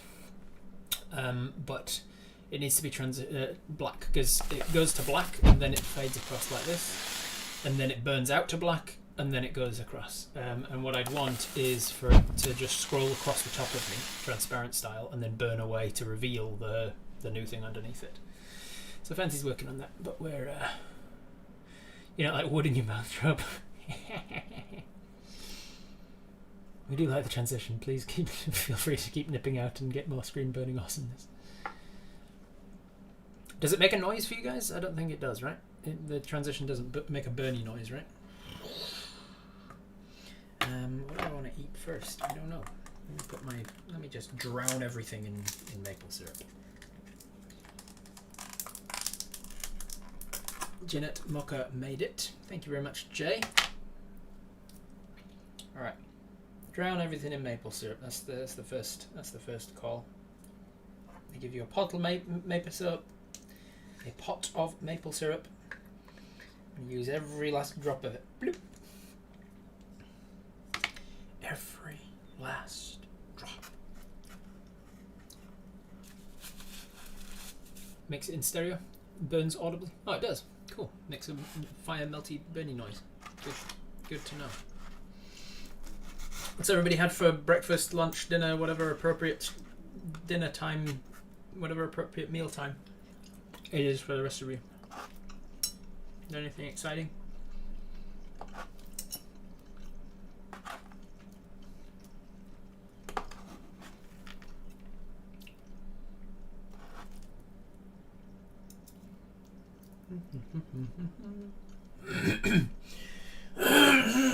Excuse me. I also got myself some juice. I had spaghetti on toast for tea like 5 hours ago. Stop torturing me. 5 hours is too long. Mind you, it's 10 to 1 in the morning for you. So you should probably just go to bed, I imagine.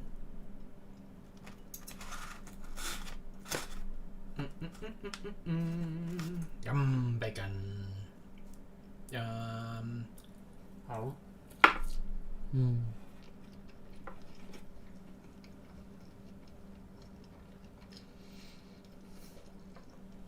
Fruit gums, nice. Good choice. Pizza and a Pop-Tart. For the same meal? 2 eggs today and 4 caffeinated beverages. That's all you've eaten today? 2 eggs and 4 coffees. Ate a salad. Now I need to go for a coffee. Why do people talk about coffee like it's a food? I used to say to Lizzie, like, what have you eaten? She'd be like, I had a coffee earlier. And I'm like, that's not what have you eaten?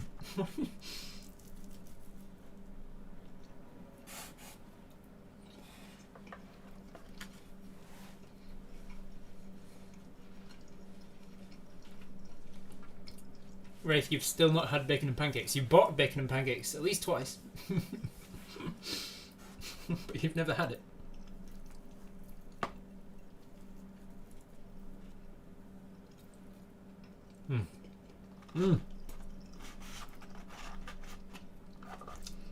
Here's the problem, guys. I love food and I hate cooking. So I love restaurants. But I hate people. So I guess Uber Eats is where it's at. Other people make the food. You don't have to sit around a restaurant with people. You get to enjoy the food. He just made her announcement. Alrighty then. I'm off into Discord and I'm going to post it. 3, 2, 1, boop. By mentioning everyone you were about to mention. However many people. Are you sure? Yes. It has been announced.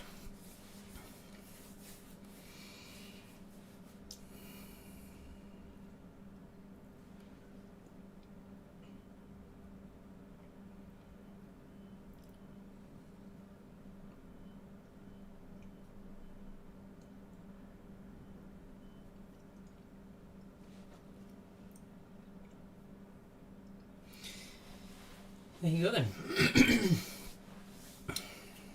Overorder the food and then have food for multiple days. For fuck's sake, that was loud. What was loud? What did I do? The ping? The Discord ping? My coughing? My clearing my throat? Pancakes be chilling, eat your food. I'm eating it, I'm loving it. Oh. Nom nom nom.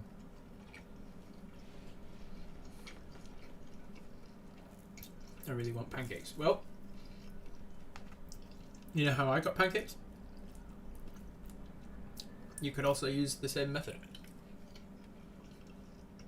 Same or similar. Yum!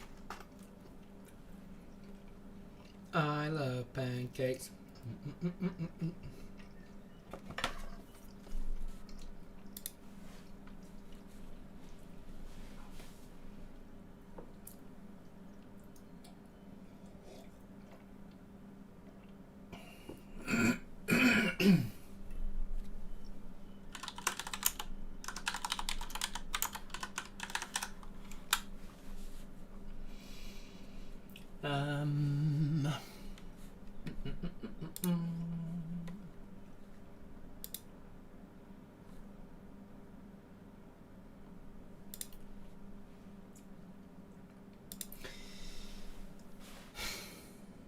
Discord has gone unusually quiet.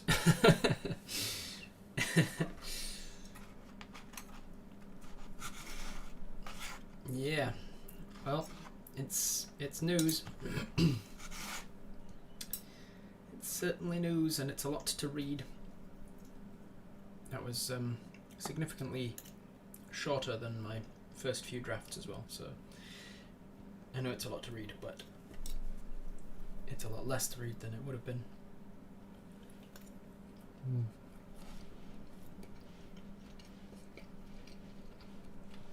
You do have Fancy's address, right? Nice. Can we? Is it possible to order Uber Eats in a different country?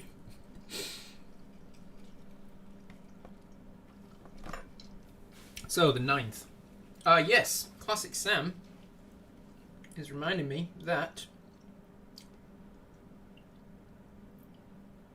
on the... It's your 8th, my 9th, is that right? Classic Sam has reached out... You look like an 8-year-old eating pancakes. These guys make me happy.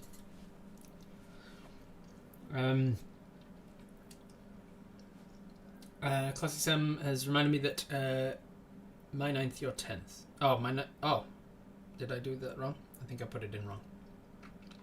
Okay, that's fine. I can make that work, I'm sure. I'll do mod games up to a point, and then Classic Sam interview, and then mod games after. Classic Sam has invited me on to do an interview on her channel, so that's what I'm going to be doing on the 9th, 10th. That's fun. Pretty exciting. Classic Sam's been a very valuable member of the community for a long time, and I'm happy to go and have a chance to actually chat face to face, as it were.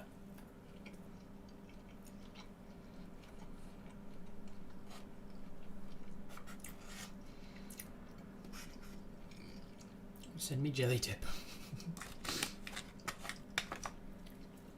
You don't want pancakes, you want jelly tip. Oh, you want jelly tip pancakes.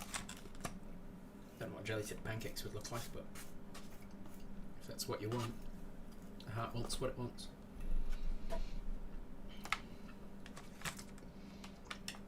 I ordered nuggets for Tals once. Nuggets for Tals is a great title for a children's book. Nuggets for Tals. Very good it is, actually. Can move mod games? Yeah, we might have to. I don't know.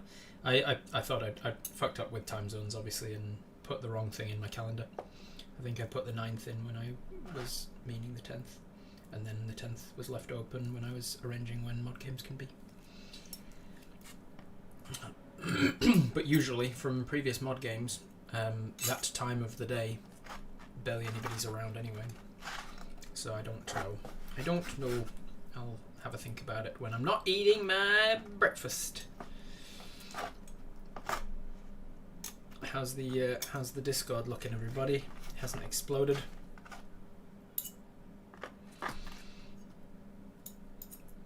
Nom, nom, nom, nom, nom. Nom, nom, nom, nom, nom. How to get raclette delivered. Oh fuck, I loved raclette. Oh, raclette's gotta be one of my favourite foods. I haven't had raclette in years. When would be the last time I had raclette? Maybe Switzerland, maybe 2014? Maybe like 9 years or something? Does anybody not know what raclette is? Everyone's talking about pancakes.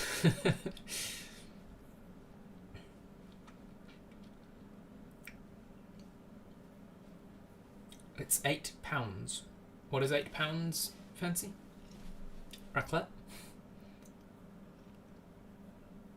Oh, jelly tip. Jelly tip ice cream.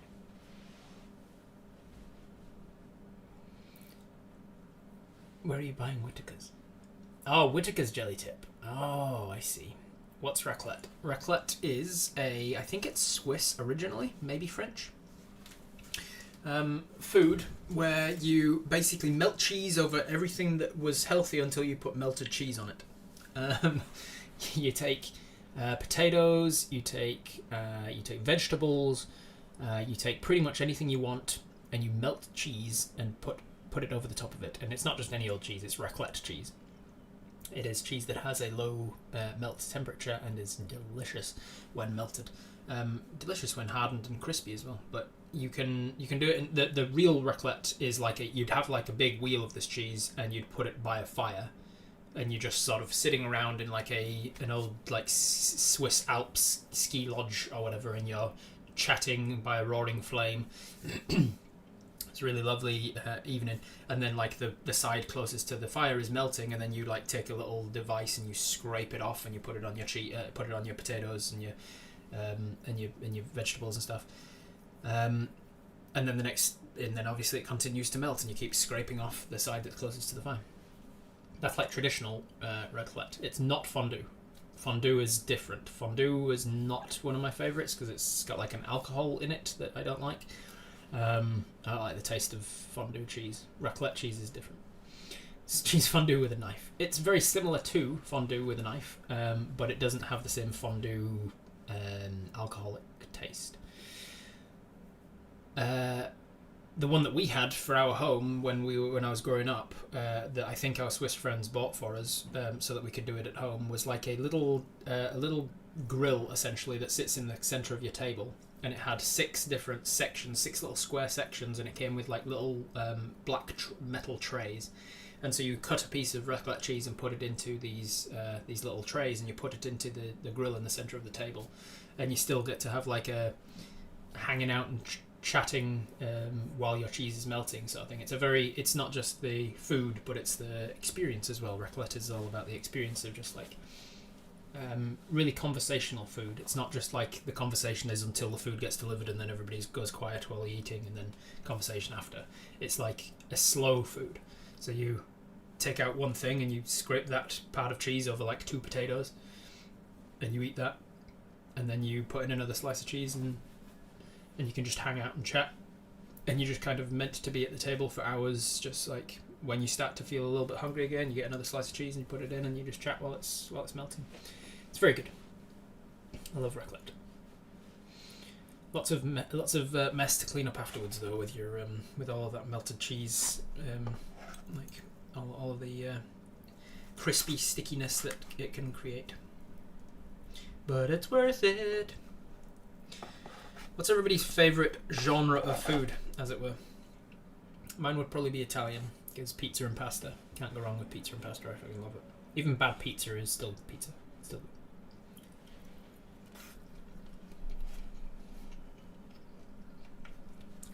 Thanks for the cheese dreams, Rob.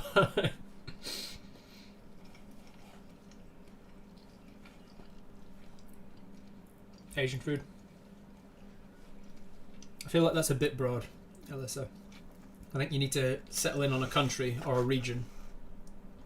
Like Asian food, or like Chinese food, Indian food, Vietnamese.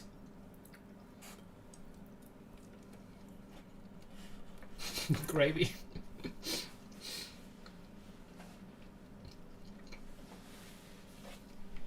Good night, Aftermath. And Dan, thank you for being here. Really appreciate everything you've done for me.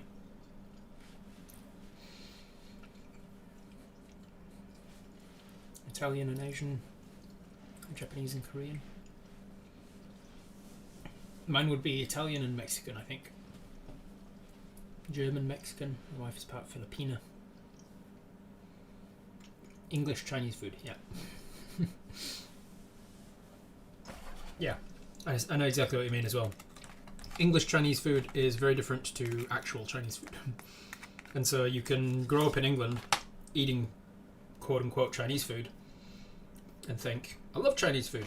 And then if you ever actually went to China, or went into, even within England, go into like Little China area, district of any city, you get Chinese food and you're like, the fuck is this? What am I eating?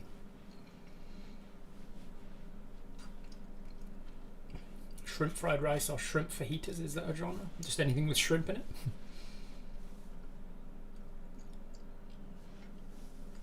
Southeast Asian food.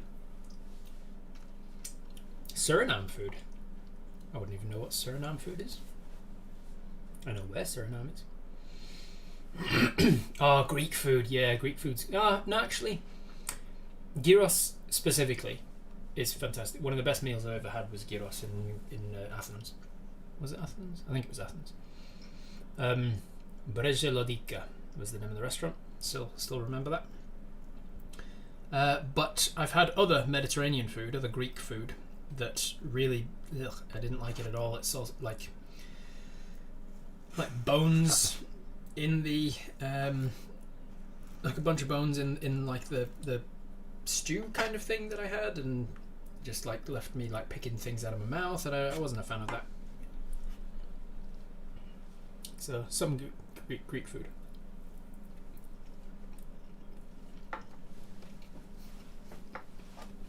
Nepalese food. What sort of food is Nepalese food? Does it more closely resemble Chinese or Filipino or Indian? It's on the border of India and China, right? What sort of food do they have in Nepal? I'm trying to think what they would have given the Himalayan ranges. What sort of food would be native to the Himalayas? Mountain goat.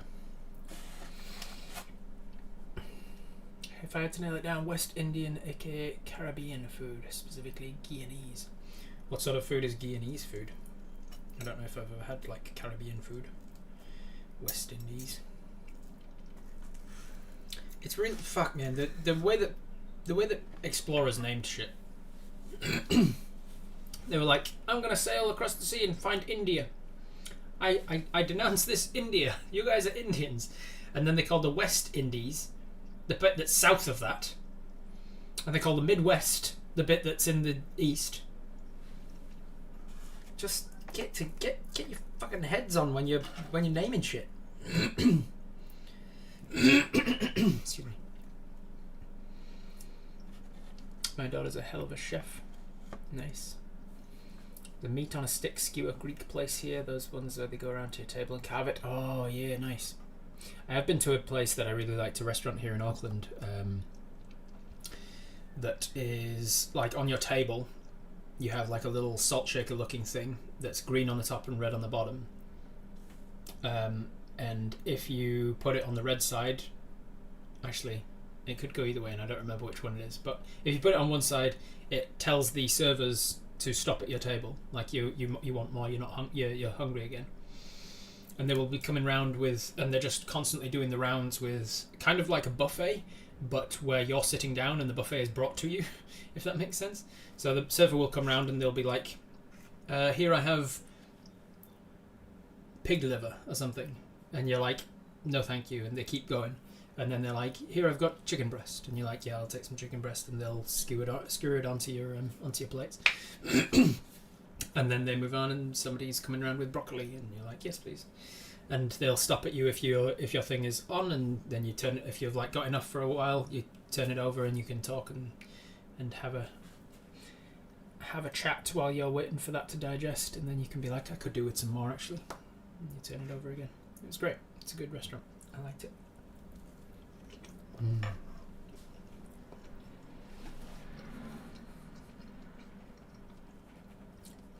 Asian, Middle Eastern, Italian, some Greek. My local grocery store sells raclette cheese. Nice.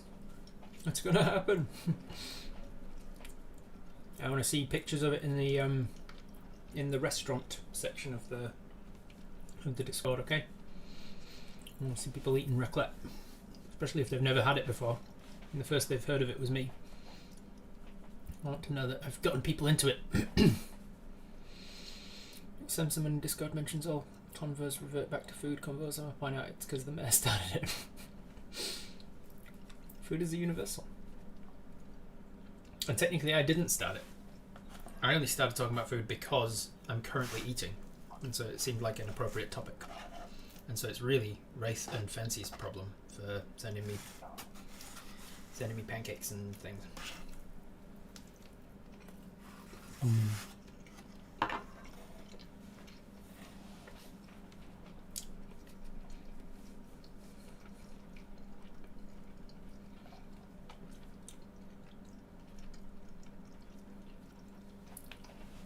have a bad relationship with food, so eating can be an issue at times.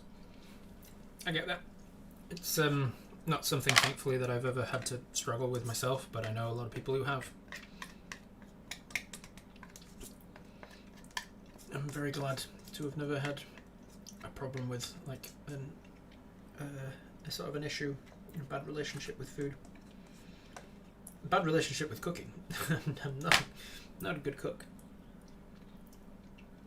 It's one of the things I'm going to have to be aware of. Something that I'm taking.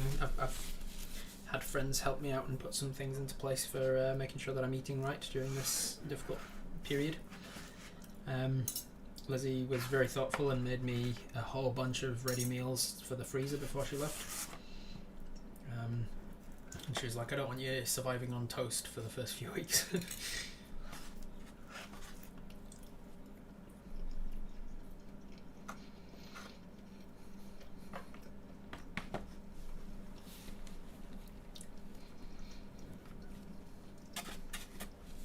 We had colleagues up from London, went to the Brazilian barbecue and ate everything. Jeez, meat poops. What, the meat sweats. I'll look, but I think I'm shit out of luck for raclette in Northwest America. Maybe. Northwest. Seattle's a very melting pot kind of a city. I'm sure they'd have some things in Washington for importing other foods. Isn't there a shit ton of cheese in the west side of America? I've got a vague recollection coming to mind about something to do with like cheese being used as essentially like the gold standard. Like there's a shit ton of, there's like just vaults of cheese sitting somewhere. Where am I thinking of? Why is that a very vague memory in my head? Maybe I listened to a podcast about it years ago. Does anybody know what I'm talking about?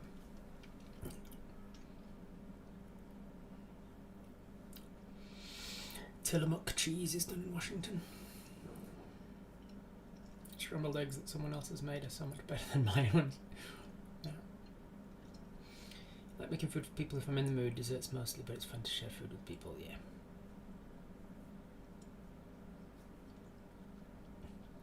Cheese Caves, the fat electrician has one. Sounds like Centauri might know what I'm talking about. There's 1 billion pounds of cheese in cheese caves in the US. Where are the cheese caves? Wisconsin is the cheese state. Gross. Gross because it's cheese and you're not a fan of cheese? Tillamook cheese is from Oregon, Centauri. Tillamook. Is that a brand name, Tillamook?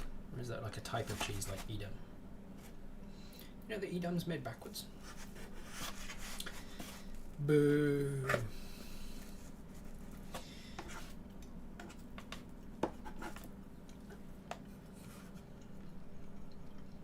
There's cheese wherever there's milk. Yeah. I think you need to throw out your milk more often, mate.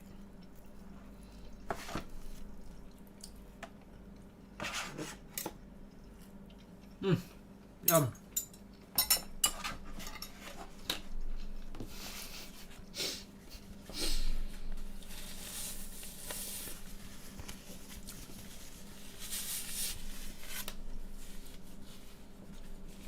It all stems from ice cream cones.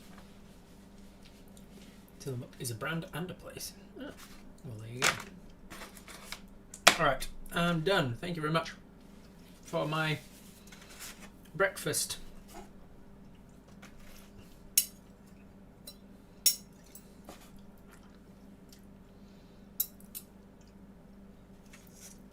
You're not a fan of cheese and I live in this state. Are you booing Wisconsin in general? Hello, Wisconsin! I've been to Wisconsin on my world trip back in 2012. Lizzie and I took we bought a car in LA and sold it in New York. We did a little road trip across the country, and we went up through South South Dakota, North Dakota, into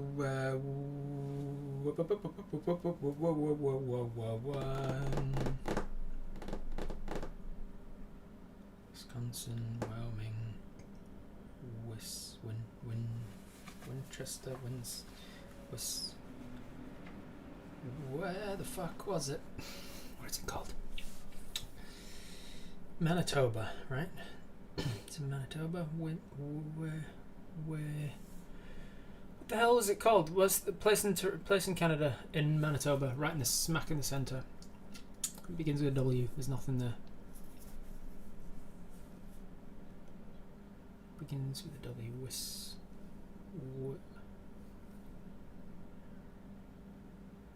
Wallflower. Fuck you. Not Wallflower. Winnipeg, thank you, Julie. Winnipeg. Couldn't get Wisconsin out of my head and it was blocking me. Winnipeg. Went up to Winnipeg and then we came next race. Spelt it wrong though, right? Went up to Winnipeg and then came back down via St. Louis and the other one of the Twin Cities. Michigan, isn't it? Minneapolis and St. Louis, right? It was Minneapolis, I think. Oh, St. Paul, Minneapolis and St. Paul. Yeah, got it. Went back down via that and then into Wisconsin. We didn't stay long in Wisconsin, but we stopped via Madison, because if I had been a girl, I was going to be called Madison. My mum's told me she was interested in the name Madison after seeing the mermaid in Splash, the Tom Hanks movie from obviously the 80s. And I was going to be called Madison. So I stopped in Madison to take some photographs of Madison signs, and then we moved on. Hello, Wisconsin.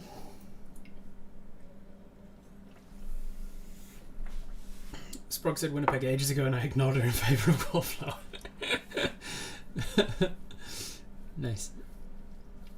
So many girls were named after her, yeah. It was going to be Nathaniel if I was a boy.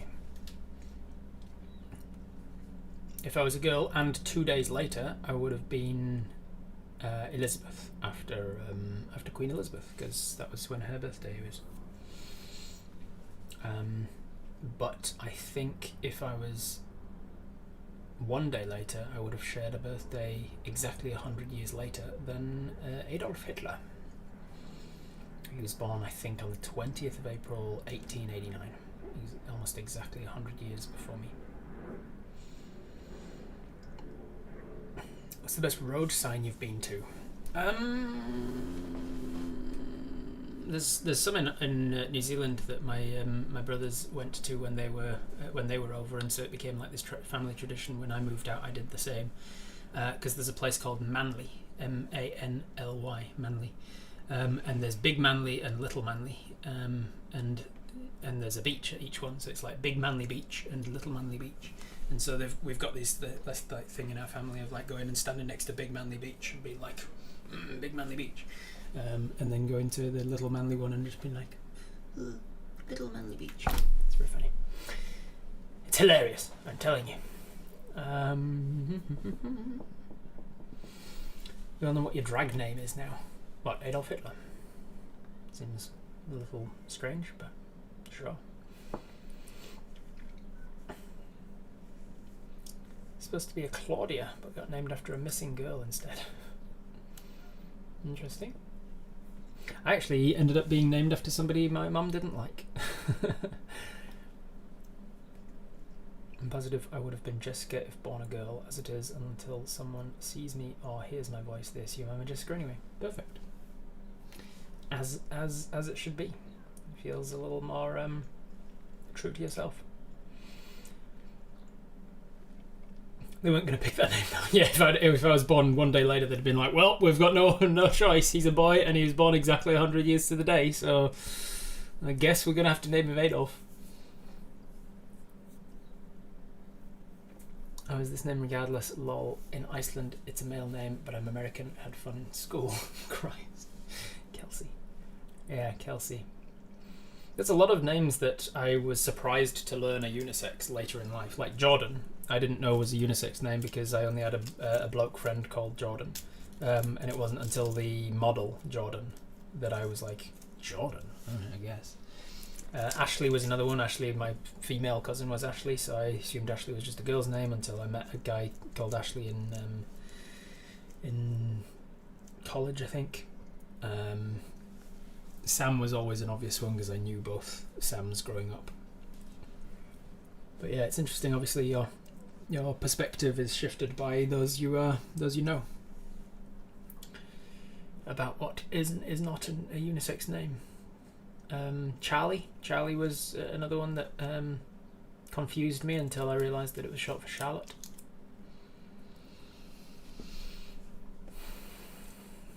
Kelsey Grammer.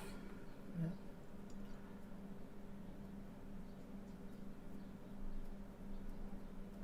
Related by marriage to Henry VIII. Who is? What are you talking about? Oops, let me pull this back so I can actually address this. What? Fun fact, I'm apparently related very distantly to Queen Elizabeth and her family. Wow.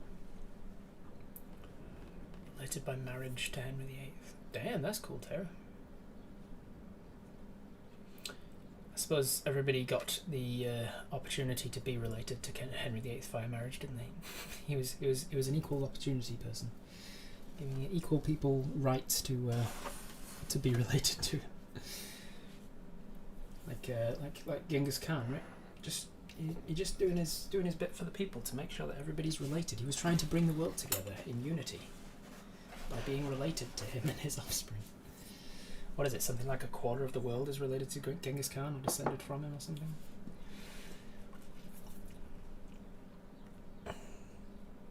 Sort of named after my mother's best friend. She switched the middle and first name around, and 2 years later, moving came out with the female's name as Jennifer. That name boomed. I named myself so I don't have a good story. That's a pretty good story, Flyer. Where'd you get Flyer from? It's supposed to be Jennifer, but it's too very late. My mum's friend named her kid that first. Can't have 2 Jennifers. Yeah, I was named after a guy my mum didn't really like because she'd worked with him for years at that point, but only ever known him as Bob. People referred to him as Bob. Everybody knew him as Bob. And then very soon before going into labour with me, she heard somebody call him Robert for the first time, and she was like, I don't know any Roberts. And they described him, and she was like, Robert. Oh, you mean Bob? Oh. And then she was like, Robert. That's a nice name, actually, Robert. Quite like Robert. And I got named Robert. And then Aaron, or Aaron, as I pronounce it, my middle name, Aaron, is named for Elvis Aaron Presley. Even though, as a huge Elvis fan, my mum should have known better that Elvis did not like the fact that it was single A. I don't know many people with a single A Aaron, but the guy on whom 127 Hours is based, the rock climber in Utah that got trapped under a rock for 127 hours, and eventually had to cut his own arm off with a penknife in order to survive. That guy is Aaron with a single A. And Elvis was Elvis Aaron with a single A, and then later in life he changed it to Elvis Aaron with 2 A's because he was very religious, and Aaron with 2 A's is biblical name and Aaron with 1 A is not, and he hated the 1 A version. But for some reason my mum, being a huge Elvis fan, either didn't know that or didn't care and named me Aaron with 1 A, which I've always chosen to pronounce Aaron, a little bit more like an arrow. But I don't really mind if people say Aaron. I know lots of Roberts, but it's a very common name for Robert to be a first name, and they use their middle name as their use name. Yeah. One of the good things about Robert is that it doesn't. I'm not speaking about myself in third person. One of the great things about Robert is it rarely gets used as Robert. Most people go by Rob, Bob, Robbie, Bobster, Robbie, whatever. All the different demonyms. Demonyms? All the different... Demonym isn't the right word. All the different versions of Robert. Middle name for good. Middle name good for full name admonishing of Rob. You done messed up, Aaron. I knew a man whose name was Aaron with 2 R's. Interesting. Will you go the way of Elvis and tack on that second day at some point? No, I like it. I like it because I like the uniqueness of a name, like making you unique, without it having to be your first name and having to live your whole life of having a unique name and having to spell it every time. So I think Robert is a great name that's not super common, and when it is, people use different versions of it. So I don't have to put up with a lot of people being called the same name as me. It's common enough that people know how to spell it. If you just say it, people know what the name is, but not so common that everybody knows like 20 different Roberts. And then I also get the best of both worlds because I also get the uniqueness of having a unique spelling to my middle name. A more unique spelling to my middle name. My neighbour's a VLDL fan, called him Red because he has red hair, but his name is Robert. Made me laugh. Has been waiting for the podcast to go live because he drives a lot and listens to them well. Nice. Parents both had both boys and girls' names ready. One of the echoes showed I was a girl, the other a boy, so they weren't sure which they would get. Turned out it was a finger. Nice. And they went with Raf. Raf's a cool name. I like it. Raf. Raf. Is it short for Raphael, or is it just short for Raf? Is it just Raf? Rafistro, Raffestimo, Rafalala, Rafine Meni, Ralala Falafala. That's what it probably is. It's probably that. Flyer says one of Dread's NPCs, lol, named one of his Dragonfly flyers after me and just started calling me Flyer Bowman. He named one of his Dragonfly flyers after me and started calling me Flyer Bowman, and it was the first nickname I'd ever had and is gender neutral, so I went with it. Nice. Call my roomie Bobbert when he's being annoying. He hates it. I know a Devon and a Derith. Both older women, and their names were very unique to be named that in their generation. I bet, yeah. I knew a Devon back when I worked at the zoo. No, I think it was the first time I'd met someone called Devon. But I quite like it. I like the name. Excuse me. Came in late and got to leave early. No worries, Kelsey Freeman. See you later. I'm going to be wrapping up any moment now anyway because I've got stuff to do today. I've got a game to prepare I'm very excited for. Excuse me, sorry. Wraith. It's Wraith's Play With Me, the channel point redemption that you get for earning enough channel points on my Twitch channel. Wraith redeemed it 70 years ago, I think, and it's finally come around, and we're going to be playing that game tonight, and we're going to be playing in person, which I always love. In-person games are always better in my opinion. I always enjoy them. And they're playing a level 12 campaign, and the story I am very excited about. I was coming up with it last night, and I think you guys are all going to enjoy the stories of it if and when Wraith decides to divulge any of it. All I'll say is it's set in the same world as Twitch Tales.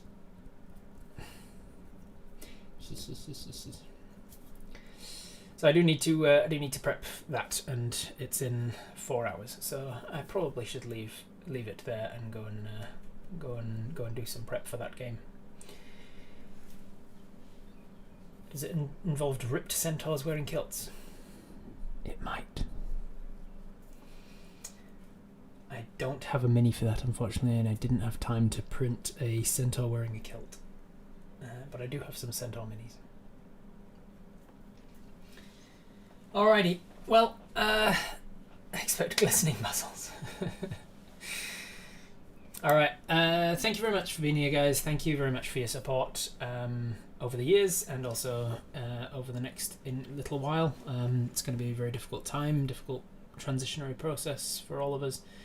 I appreciate you respecting our privacy and just showing compassion and understanding when things are a little too much. Things get a little bit too hard for me.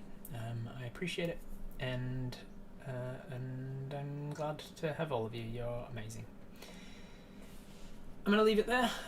Don't need to raid anybody because that's not how this works. I will just see you guys tomorrow for Twitch Tales. We are going ahead with Twitch Tales tomorrow morning. I am feeling good about it. I've got some stuff prepped for it. I'm excited for some of the direction I'm going to be taking things in the next few episodes of Twitch Tales. So I will see you for that tomorrow morning.